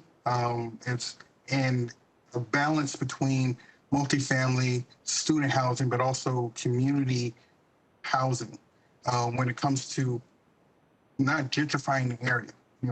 Growing up in Tallahassee, you know, the schools, the three colleges really kind of take over throughout the year. So being able to say this housing is dedicated for this community, and just because it's lower income doesn't mean that, you know, college students can swoop in and take all of the housing. So really making sure that there's a balance between encouraging new development, but also not, you know, pushing out the community that's currently there. You know, I grew up on Hernando Drive, which is just outside of the CRA. The community, what's the name of it? I'm sorry. Just off of Lake Bradford. Providence. There's a, thank you. I knew it began with a P. I couldn't think of it at the time. But Providence, that community, I know that community very well. I've been through there quite a few times growing up. So I know, you know, some of the challenges that that community in particular faces, and figuring out that balance of encouraging, you know, new housing, but also where are the economic opportunities for that community? You know, how do we improve the transit system if there is a need for it? Those are some of the things that you know, I can see that we might be able to take a step further, but I can tell you the bones are there. You know, it just is, how do we execute it, you know, from year to year and make sure that we are following the plan as best as possible. Okay, thank you so much. Okay, Mr. Cox, that concludes the questions that we have for you this afternoon. This is an opportunity for you to ask any questions that you may have of us. So do you have any questions of us? Yes, a couple. How would you say the current relationship is between the board and the different community groups that represent, particularly the residential neighborhoods? If I would respond on behalf of the board, and if the board would like to say something, they can. It is, in my opinion, that we have a good working relationship with the different members of the Citizens Advisory Council, who represents the different communities within the CRA. It has been the goal of this board since we've been here to get those dollars on the street in those communities so that it can be spent for the uplift and the sustainability of those communities. And we have been operating with an interim executive director who has doubled as the city assistant city manager. And he, along with the CRA staff, have done a yeoman's job of, in my opinion, again, of making sure that we hear and that we work well with the communities. Is there room for improvement? Absolutely. Has it been perfect? Absolutely not. But our goal is to bring in an executive director who can help us take it to the next level and be able to help us to achieve the goals that we've laid out in the strategic plan, as well as for the redevelopment and our investment plan. So we're hoping that as we move forward, we will strengthen those relationships, and we will strengthen those communities by the impact that we will make using these dollars to make a difference. Anyone else want to add to that? Okay. Your next question. Yes, I had another. What would you want the executive director to do in the first 30 days? What is that thing that, this immediately needs attention? Let's get that one going. Is it a project? Is it, whatever it may be? In my opinion, in the first 30 days, we would need you or whoever is selected to come up to speed on knowing where we are and where we're needing to go, looking for any gaps, anything that may have been missed, working with staff, fostering good relationship with staff, as well as with the community and with this board to make sure that we're all dancing on the same sheet of music to victory. Because the goal is to make sure that we're doing what we're supposed to be doing, what we said we were going to be doing. So we would need someone to come in who's a quick study, and we'll keep the ball rolling. We really, and I know you've done your homework, and I know you've probably spoken to some folks in the community since you're from Tallahassee. Some folks may have reached out to you, and you may have reached out to some folks. You know that this CRA has been around for a number of years, and it has, in many cases, been a little more dormant than we'd like. And so with this board, we've come in and we've put the pedal to the metal to try to get things moving. And as our mayor would say, turn some dirt and get some things built and get some things going in our communities. So that's what we would need, someone coming in to get in, take the driver's seat, and drive us on to the promised land. All right. Last question that I had for you all is, how soon would you know as far as when you would want somebody to be there? As soon as you hire that person, what is that time frame? Our target date for having someone on board is no later than October 1st this year, which is our beginning of our fiscal year. Okay. that's all I had for you all. I really appreciate the opportunity to speak with you all. All right, thank you for applying, and thank you for the opportunity to interview you, and we wish you the rest of your, wish you a great rest of your day. You too. Thank you so much. Thank you. Bye-bye. Bye.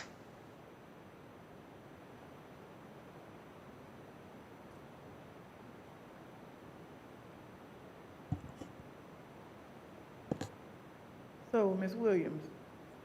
Oh. Listen, so now we are way ahead of our schedule. We can do one or two things. Our applicants. Okay, y'all want to keep, I can go get them. y'all want to keep going, or y'all want to take a quick break? Can we take, We'll take a 5-minute break. So let's just come back at 1:45. How about that? Okay.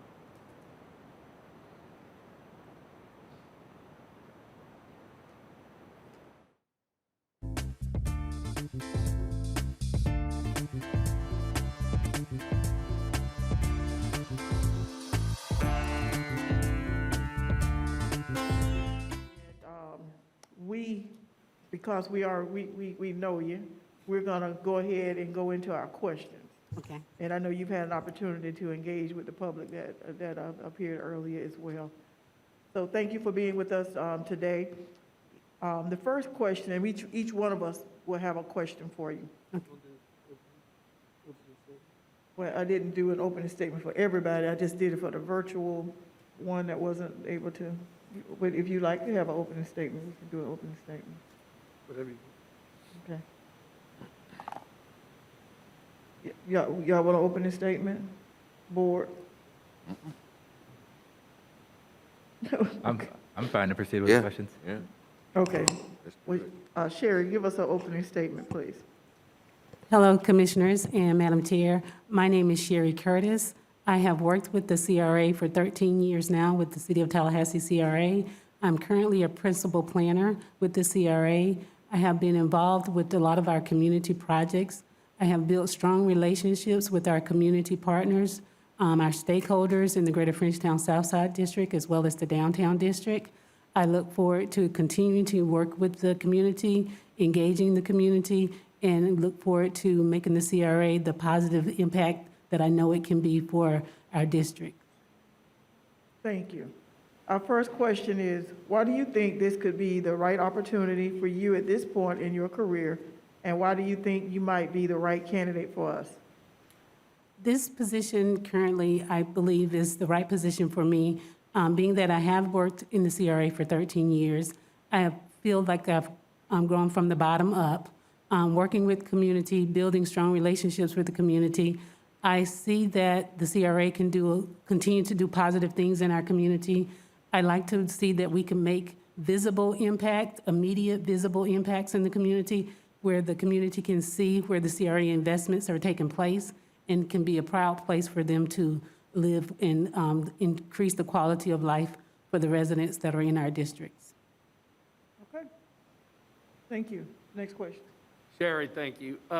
We're familiar with the interim director's communication style and how he relates to this board and the general public and the CAC and staff, but tell us about your communication style. If you become executive director of the CRA, how do you intend to communicate and work with the board, with the CAC, with the public, and with the city of Tallahassee? My communication style would definitely be open, being accessible to not only the CRA board, not only to city management, but as well as the community as a whole. To be available to you all as the board for any questions that you have, to have open and clear communication with you all, as well as the community. I want the community to feel that the CRA is welcome, that they're able to come to the CRA at any time to ask any questions, to get any information.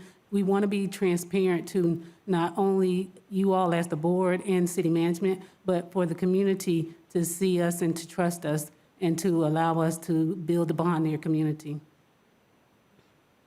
Thank you. Hey, Ms. Curtis. My question is, The CRA Executive Director position will be hired directly by the CRA Board and serve at their pleasure. What is your experience working directly for such a body?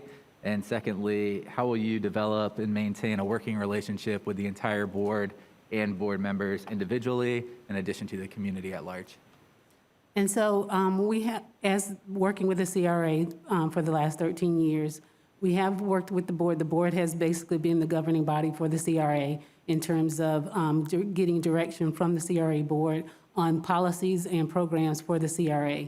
And so I see the position as an executive director, working with you all individually and collectively as an open discussion in terms of open dialogue between the CRA director and the CRA board members, having clear communication with you all and clear direction in terms of how you foresee the CRA mission being achieved, and also working with the community in terms of what your priorities are for the CRA and align those priorities with the community priorities so that we can accomplish the goals of the CRA together. Thank you. Hello, good afternoon. Good to Hi. see you. Good to see you. I love the yellow. Thank you.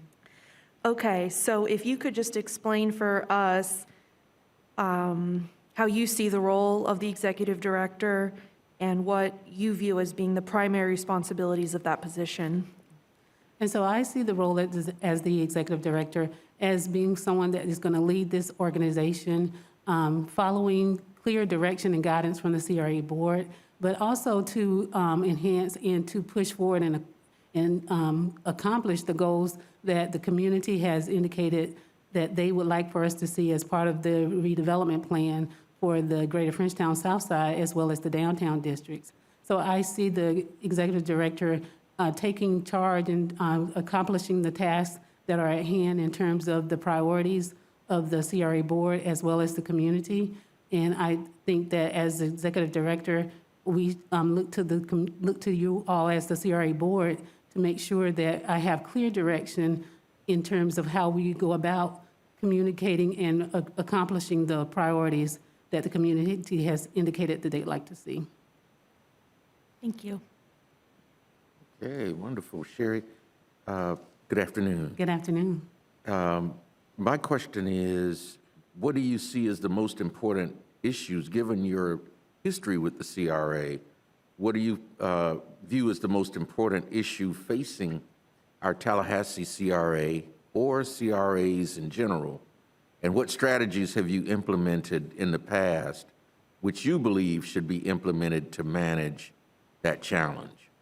And so for CRAs here, our Tallahassee CRA as well as CRAs in general, I think we could do a better job as in promoting ourselves in terms of the CRA, in terms of telling our story, especially our success stories.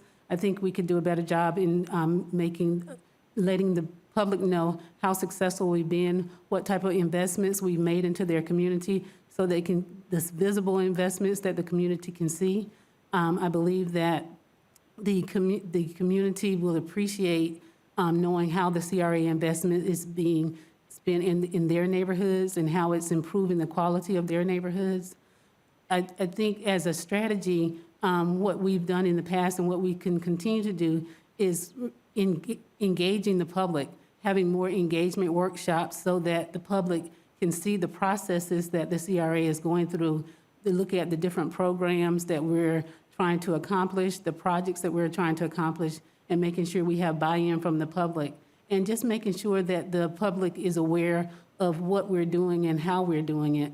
I think we can put the strategies in place so that not only the community can appreciate what we're doing, but then they can easily see what we're doing, and everything is out in the open for them.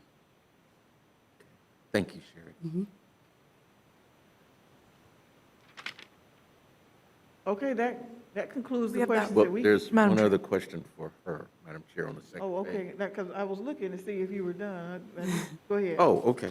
No, there's one other question that I think was unique, Sherry, on page. That's true, that's two. true. Okay, Yes. thank you, thank you. I'm looking down at the bottom of the page.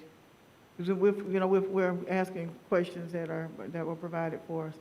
So this one is for you because you're the only internal candidate. So considering your service with the Tallahassee CRA for the past 13 years, right? Yes, ma'am. Do you foresee any challenges in transitioning to the Tallahassee CRA Executive Director position? If yes, how do you plan to address these challenges? Yes, I believe there will be some challenges in terms of coming from the current position that I am to an executive director. I will address those challenges in terms of being forward, in terms of what I would need to do in order to make sure that the transition is a smooth transition, dealing with the staff members that are currently existing in the CRA, dealing with how this position will report to the CRA board and no longer reporting to the city manager. So in terms of having clear communication with you all as a CRA board, knowing what your expectations are of the executive director and allowing me to grow in that position so that I can achieve your priorities as well as the community priorities. Knowing that I may have to take a stand when it comes to certain individuals to let them know that who my direct report is.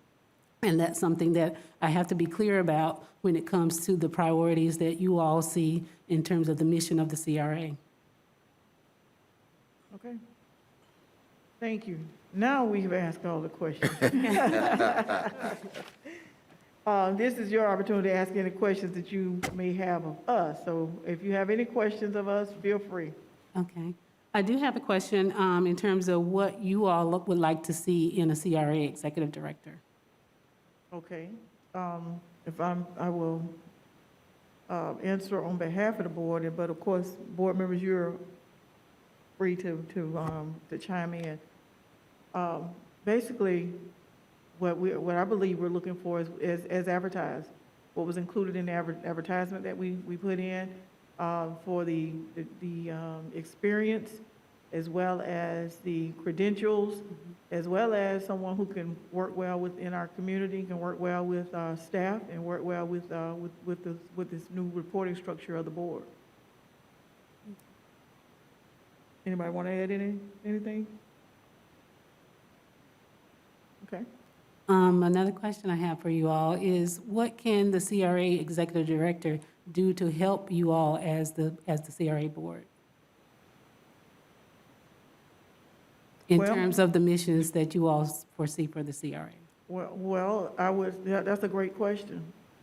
I would offer that to follow the developed strategic plan, making modifications and updates as needed. Same with the investment plan, the redevelopment plan. We want to make sure that we're following the law, of course. And we want to make sure that that there is clear communication between the executive director and the board, not only of issues or challenges, but also opportunities to move these communities forward, as well as working with the individuals in the community advisory committee, and all of those things. Okay. So we would want to make sure that there's a good working relationship. And as a board, if we learn that there is not a good working relationship, then we need to know that so that we can do some, mitigate some risk by doing some things to try to make those relationships better. Because the goal is to move our community forward, our city forward, and the people in it. Thank you. That concludes my questions. Okay. You don't want to know when we need somebody in? I know you all need someone right away. Okay. Our target date, I'll just answer this for you, though. Our target date is October 1, the beginning of our fiscal year. Excellent. All right. And if you want to do a closing statement, I'll give you that opportunity. Thank If you'd you. like to. I appreciate you all giving me the opportunity to interview for this position. I have enjoyed getting prepared for this position. It has been very public-facing, and I appreciate the opportunity. Thank you. All right, thank you. And thank you for your service as a part of the staff and doing the things that you've done with your team to move us forward. So thank you. You're welcome. Thank you.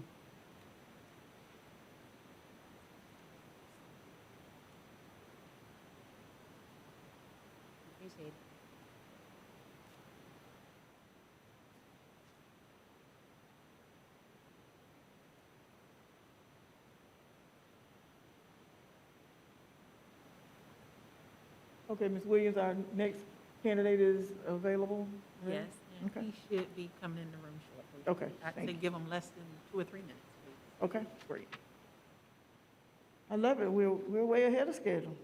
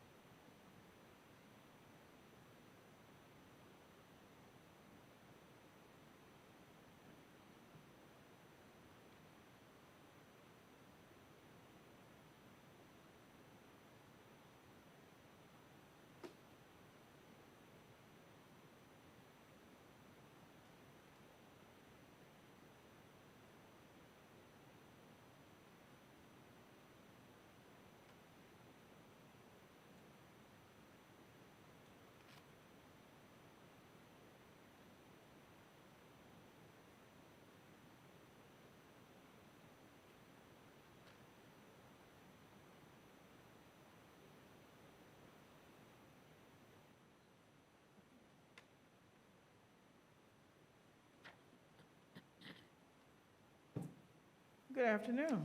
Good afternoon, how are you? I'm well, thank you. And thank you for the opportunity to meet with you and to interview with you this afternoon.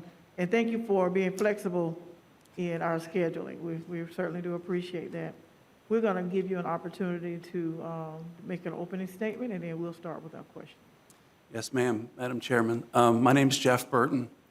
I am the CRA Director of the City of Palmetto, Florida. That's in the Tampa Bay area. I've done that for about 10 years. Before that, I consulted to the CRA as they were going through a transition. They completely revamped under my consulting and then as CRA Director. Prior to that, I spent 4 years in the early 1990s with CRAs as a city councilman and a vice mayor. It was a 6-year-old CRA. We had just started in 1985. And then after that, as a building contractor, I used to do work for CRAs, storefront grants and things like that. Right now, I am finishing my dissertation on redevelopment, brownfields, and tax increment financing on a nationwide basis. Prior to that, I have an MPA in public administration and a bachelor's degree in economics. Currently, I am the president-elect of the Florida Redevelopment Association, certified by the Florida Redevelopment Association, also certified by the Council of Development Finance Agencies, which is a nationwide association of folks that find money for projects. The projects that we've done in the Palmetto CRA speak for themselves. We've done parks.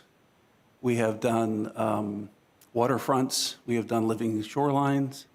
We have done streetscapes, complete streets, worked with Florida Department of Transportation, the Southwest Florida Water Management District, the EPA, the Florida Brownfields program, and I'm here to answer any questions you might have.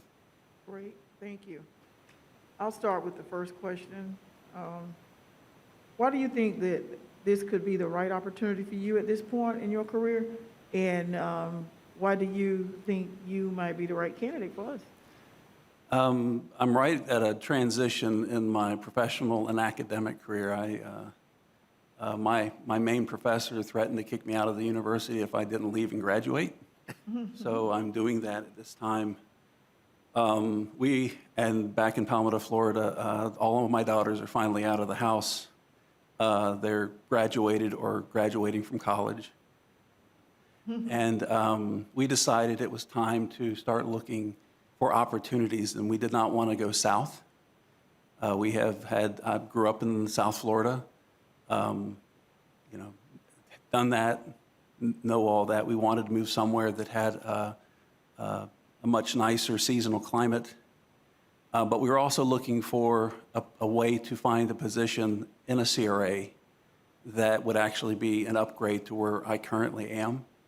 Currently, I work for a strong mayor government, and I think for the most part, we've done everything we can do in the city of Palmetto, and we're just looking for a new opportunity with a bigger organization. And, we've been watching Tallahassee for some time. I spend parts of my year up here with the legislature, with CRAs, and in the past with other jobs that I've had. And we like the location, we love the city. We know it's a capital city, which means it can be a tough city, but we like those kinds of opportunities and those kinds of challenges. Okay, thank you.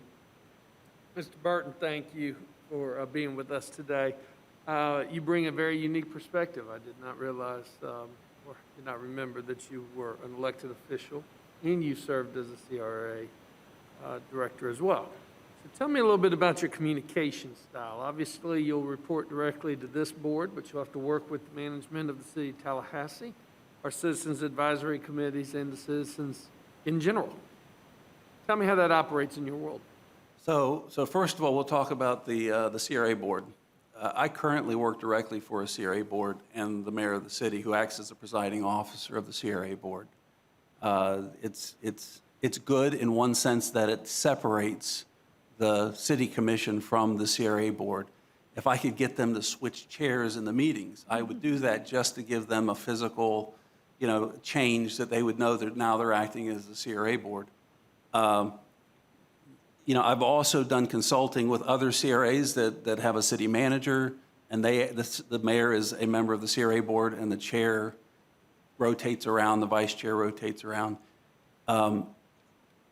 Working with boards, for most of my life, I've either been on a board or worked for a board. Working for the city of Palmetto, I have 2 boards that I currently administer. Working for the Institute for Business and Home Safety, I had at least 3, which were nationwide. The AMD, which is the Millwork Association, I had at least 4. So working for boards, it's very important that the board has not just communicating with them verbally, but had them having access to all the information, having access to talk about the information one-on-one prior to the meetings, making sure we follow the Sunshine Law.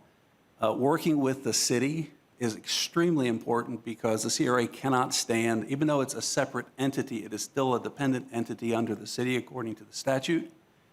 And we have to work with Public Works. We have to work with the police department if we're doing community policing. You just can't do it by yourself. That's one thing I learned working in the capital cities that's the first rule is you can't do it by yourself. It's a team effort. Working with the community, we make sure that we have meetings in the community, not at City Hall, but actually in the city of Palmetto, we'll have it at the Palmetto Youth Center, or we'll have it at Lincoln Park or MLK Park that we created. We make sure that we get our information out, not just by having advertisements through the city, but we also use social media. We do everything we can to make sure, in fact, we recently had 2 community meetings for an update to our CRA plan. One of them was at Sutton Park, and one of them was at MLK, just to make sure that we keep in touch with the community to make sure that we are doing what the community would like to see and making sure that it's legal according to the statute and according to the CRA plan. Thank you. Thank you, Mr. Burton. So the next question is, the CRA Executive Director position is hired directly by the CRA Board and serves at the board's pleasure. How do you develop and maintain an effective working relationship with the CRA board as a whole and board members individually? So, again, you just, as a group, macro and a micro as individuals, the first thing that I do currently is we actually have a SharePoint site using Microsoft 365 that we give access to all the files that are currently being used for every project and program that we do to the board members. They have full access 24/7 according to that work. And we use Teams as the user interface because it's a lot easier to use in SharePoint, so that if a board member has a question, we actually have one of our staff members that structures that SharePoint site so that it makes it very easy to use and they have that accessibility. That's for a deep dive into the information that they might be looking for. Once a week on a Wednesday, tomorrow, I send out an update not only to the board, but to the other department heads, my staff, and any other stakeholder that's important to that email. And that email has a list of all the projects we're currently working on, all the programs we're working on, where they are, and it also has a link built into it for each of those to that SharePoint site in case they want to go deeper. Prior to meetings right now, yesterday we had a meeting last night that lasts till 9 o'clock. I make phone calls to the board members and so that we can have a conversation about what's going to occur on that board meeting. So, and these are individual phone calls, so that we can talk those over if they have any questions ahead of time. And again, we refer back to the weekly updates, and we also refer back to the SharePoint site in case they're looking for any other information. Sometimes I'm asked for a parking study we did back in 2017, for instance. We make sure we get that information to them prior to the meeting. We even have it set up. It's such a nice site that we even have it set up that during a meeting, if a commissioner asks for something, usually we can send out the link to all the commissioners during the meeting. So if they want to take a look at it, they can. So we do our best to make sure that as a group and as individual commissioners that one thing we do is that if an individual commissioner does ask for something, we make sure we send it to everybody. That way, everybody has equal access. Great, thank you. Hello, good afternoon. My name is Jack Porter. I was wondering if you could tell us a little bit about how you see the role of CRA director and what you view as your primary responsibilities in that position. So to start out with, the CRA director is defined in Florida Statute 163. It actually talks about having an executive director of a CRA. So we have to follow that. There's just no way around that. Number one. Number two is it's further defined by the city ordinances and resolutions creating the CRA. As far as I'm concerned, the CRA director, the executive director, works at the call of the board. The board makes the final decisions. It's my job to make sure that all the information, first of all, the board receives all the information internally, and that they make the best decision they can possibly make. If you look back at some of our public records, you'll see that I reference everything. If you receive information and we talk about it being in the CRA plan, you will receive that reference information and probably the pages from the plan where it references that, or if it's the comprehensive plan, or if it's the statute. Another role that I have is to make sure that when we do things as above board as possible and open to the community, that it's transparent, to make sure that everybody knows that when we make a decision, this is why we're making the decision, and these are the documents that we follow to make the decision. As far as reaching out into the community, obviously the community has a huge say in what goes into the CRA plan. If you have been around CRAs, you know that the first rule of CRAs is, if it's not in the plan, you can't do it.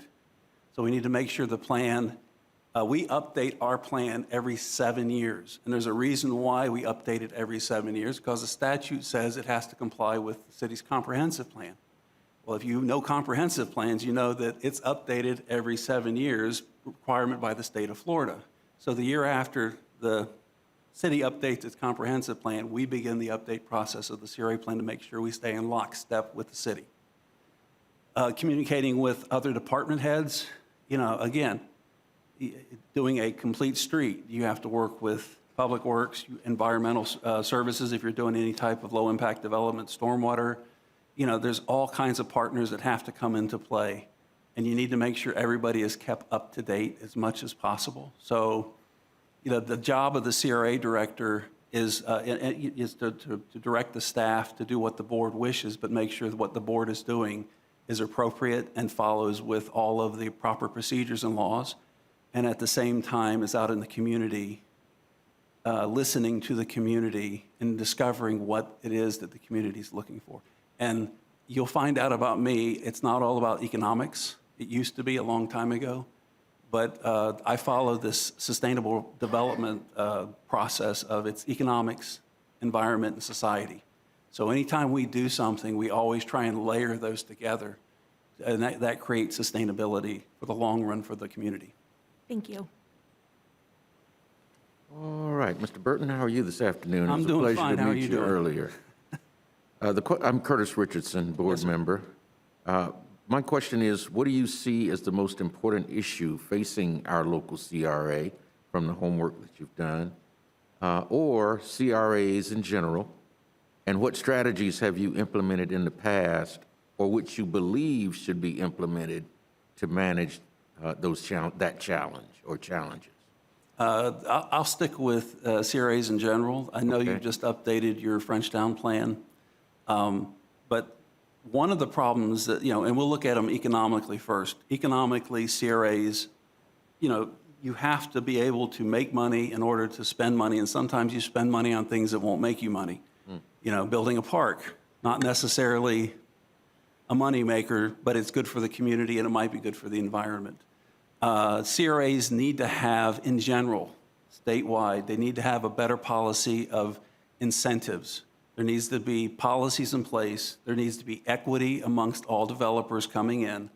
They're not subsidies. They're not handouts to folks to build something they may already build, but they're incentives. And the way I like to look at them and the way our policies are, and the policies that I used are used by other cities. If you look at my resume, you'll see I've done work as a consultant for like the city of Fort Myers. Their incentives are based off of the incentives we use. Our incentives are based off the comprehensive plan because the CRA plan should follow the comprehensive plan. Comprehensive plan looks into the future and says this is what our city should look like 20 or 30 years down the road.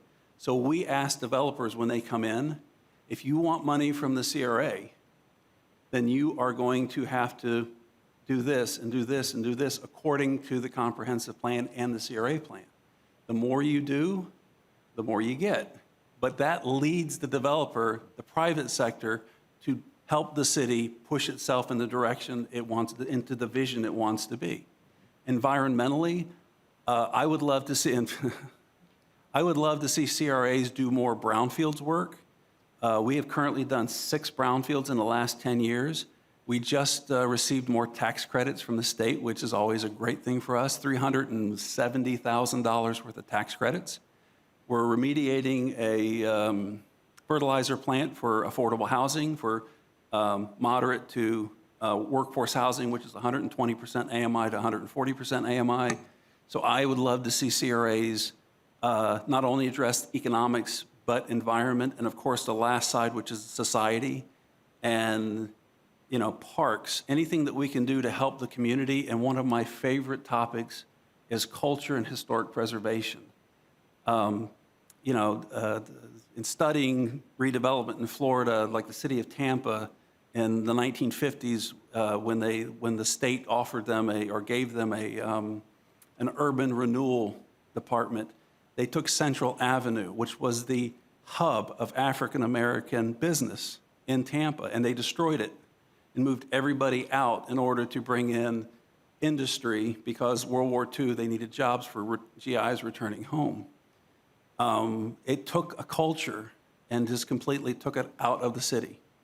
And those are things that me personally, I like to find that culture and help preserve it. And I also like doing historic preservation. We've recently purchased 2 buildings that are on the National Historic. In fact, one of them we put on the National Historic Register and we're currently renovating them using Department of State historic preservation funds. So our new CRA plan that we're working on is not a redevelopment plan, it's a sustainable redevelopment plan, and it incorporates those three parts of that VIN chart for sustainable development. So that's where I would go if I were king. Thank you so much. Okay, Mr. Burton, that concludes the questions that we have of you. Do you have any questions that you'd like to ask of us? I would like to say that, you know, in seeing the list of all the candidates you have, over the years, I've known most of them and have pretty good relationships with them, and I think that you have a really good list of candidates. I really appreciate the fact, as the incoming president of the FRA, that you're using our certification as one of your requirements for the position. It's very important. That's one of the ways we try and build consistency in the industry that we work in.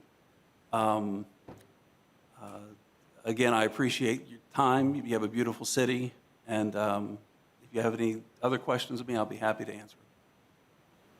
Do you have any questions of us? No, ma'am. Okay, thank you very much. I'll answer this question, even though you didn't ask it. And our target date for having someone on board is no later than October 1.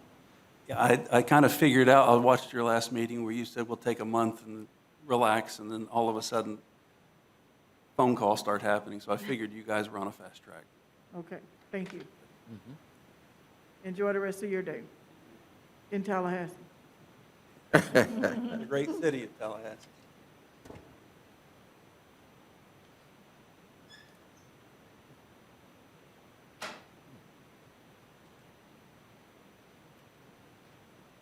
Okay, board members, this is where we roll up our sleeves, sharpen our pencils.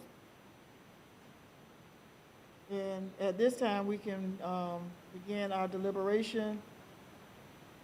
And we can do it however you want to do it. You know, we can go one at a time. We can just have open discussion. You can share your rankings, and we can go from there. If you've already done some rankings, we can start there and see where we are, how close we are, and figure some things out from there. I'm going to draw a little grid on my paper here, and so that I can keep track, so I can see how much work we got to do here, if that's okay.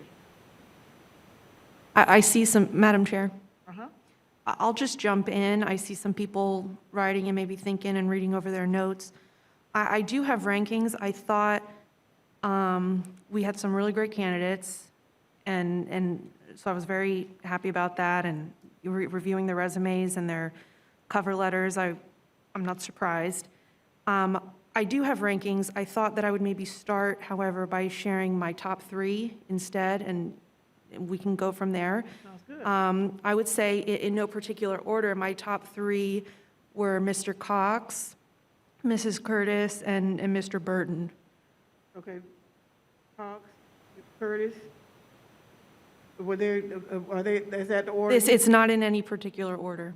If you would like me to give it in an order, I could. I thought we could maybe have more discussion, but Okay. whatever's helpful to you. I don't know where other board members are You at. know, because I've got this little grid here. Okay. If you give it to me in your ranking order, that would help me. Okay, sure. My number one is Mr. Cox. I really appreciate, and I'll just give brief reasonings. I really appreciated his energy, his enthusiasm, his ties to this community while also being an outsider. I think from the agency is something that I've heard is important to some of the members of the public who are involved in this process. I just think he would be a great addition and had great experience. My number two is Sherry. You know, obviously she's been here, she knows the community, she knows the work. And then my number three was Mr. Burton. And I thought he was very, clearly very knowledgeable about the job. I like the academic experience, the the others had that too, but with his PhD, he seemed kind of to emphasize that experience, and he brought a lot of different ideas too, based on his experience that I thought would be a great addition. Okay. Who wants to go next? So, Commissioner Richardson, we'll just come on around the horn. Okay, thank you, Madam Chair. Same three, little different order. My top choice was Kim Ewell-Cox, for many of the same reasons that Commissioner Porter talked about. I like the fact that he is a hometown native. I know his family owned a business on the south side of town for a number of years, Cox Gary Mortuary, if any of you all are familiar with that. I knew his dad, Kemuel Cox Sr. He has experience with the CRA. I think will be able to hit the ground running because he knows the community and has the administrative background and the educational credentials as well. My second choice would be Mr. Burton. Obviously, he did a wonderful interview. He's certainly knowledgeable, comes with a lot of ideas, I think innovative and creative ideas. I really liked his emphasis on the environment, the three areas of focus for the CRA, and in particular, when he talked about the environment, cleaning up brownfields, and we do have some areas of brownfield in the CRA, particularly along South Monroe and South Adams. His emphasis on culture and historic preservation, I thought that was part of his presentation was excellent. And so he would be my second, and then Sherry would be the third, obviously based on her background with the CRA and the work that she has done for the city of Tallahassee, her knowledge of the community, of course. And so those would be my top three: Cox, Burton, and Ms. Curtis, I guess I should put it. Okay, thank you. Board Member Matlow? Thank you, Madam Chair. Yeah, I'll just express my comments on the two. I didn't rank Mr. Burton in my top three, but I felt I was very impressed with his interview. I thought he was very professional, very could do the job adequately. I just felt, based on some of the other candidates and what I'm personally looking for in an executive director, is really that person who can really engage his community and bring it all together and build that consensus. And while I felt he would do a good job at the business executive side, I think we really are at a pivotal point where we need somebody who can really do the community side. My top three rankings were Mr. Cox, Ms. Curtis, and Mr. White. I thought, by far, I thought Mr. Cox was the most personable candidate, and he had lots of energy, and I could really see him hitting the ground running. Ms. Curtis, I think, probably understands the needs of this community more than most. I think she would be very adept at taking this board direction and really delivering upon our vision. And then I put Mr. White, while it was challenging to hear him with the mask, he made two comments that stuck out to me. And one was that first statement that his fundamental goal was to improve the quality of life of people in the CRA, and that meant a lot. And then when talking about how working with boards and transparency, we're 5 different individuals, we have a bunch of different opinions. We've seen in the news lately previous elected officials that try to do things that are less transparent. And I think he was very clear of saying, if there's a conversation to have, I'm going to bring it to the entire board and be transparent about it.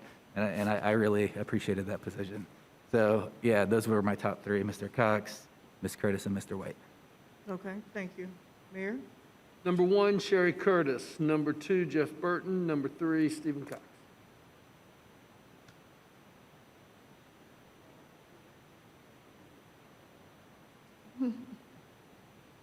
Somebody keeping count out there as well. Okay. I had Ms. Curtis as number 1, Mr. Cox as number 2, and Mr. White as number 2, and Mr. Cox as number 3. So let me see, let me put mine down and see where that goes.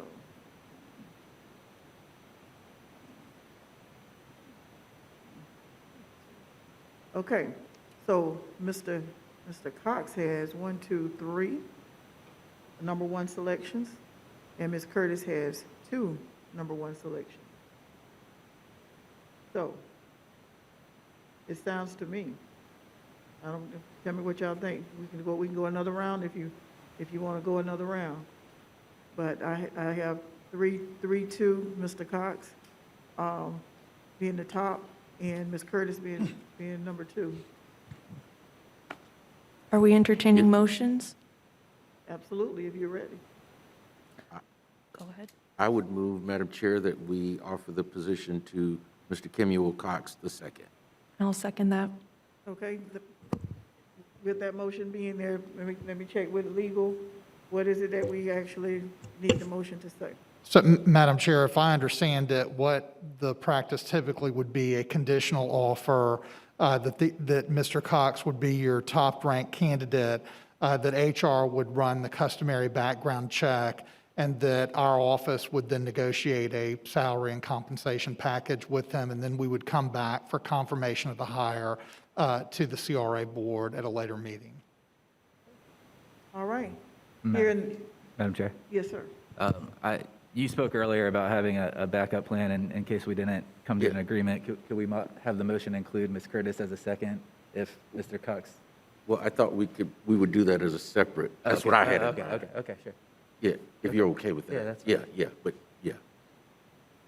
Okay, so the motion has been properly made that an offer be extended to Mr. Kemuel Stephen Cox II. It's been properly second. The motion was made by Board Member Richardson, seconded by Board Member Porter. All in favor of the motion on the table, let it be known by saying aye. Aye. All opposed? Okay, it's unanimous.